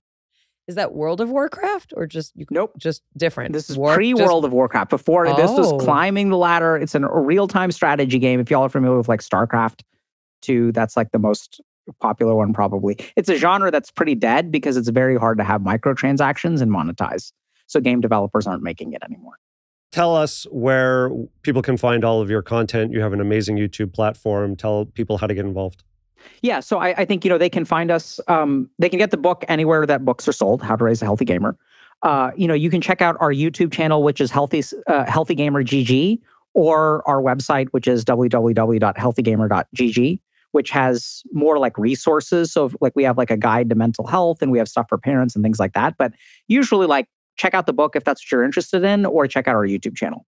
Awesome. It's really been such a pleasure speaking to you. Endless conversation with you we could have. That might have been one of the most varied episodes we've ever done. There's so much in that to unpack. I think each section I was like, oh, we could spend a whole episode on ADHD. And there's still so many things we didn't even get to. We had two other like outlines that had a dozen things that we didn't even get to. I'd love to have him on again. I hope he'd be open to that maybe later on. Talk more about relationships and stuff. I mean, he just kind of like knows a lot about everything. I'm astounded. How technology is impacting relationships. We're going to do a whole episode there. He was really, I had such a great time talking to him. And I can't wait to introduce him to my kids. I don't think they're going to like that, but I think it's going to happen. You're going to ask them all these questions about... I can't wait to find out what my children think about their future and if life is not exciting enough, and maybe we can fix it. You're going to make their gaming even more fun by taking them to do things in the real world. Make sure to subscribe to our channel, share this if you like it, and that's it. From our breakdown to the one we hope you never have. We'll see you next time. It's Mayim Bialik's breakdown. She's gonna break it down for you. She's got a neuroscience PhD or two. One fiction, one and now she's gonna break down. It's a breakdown.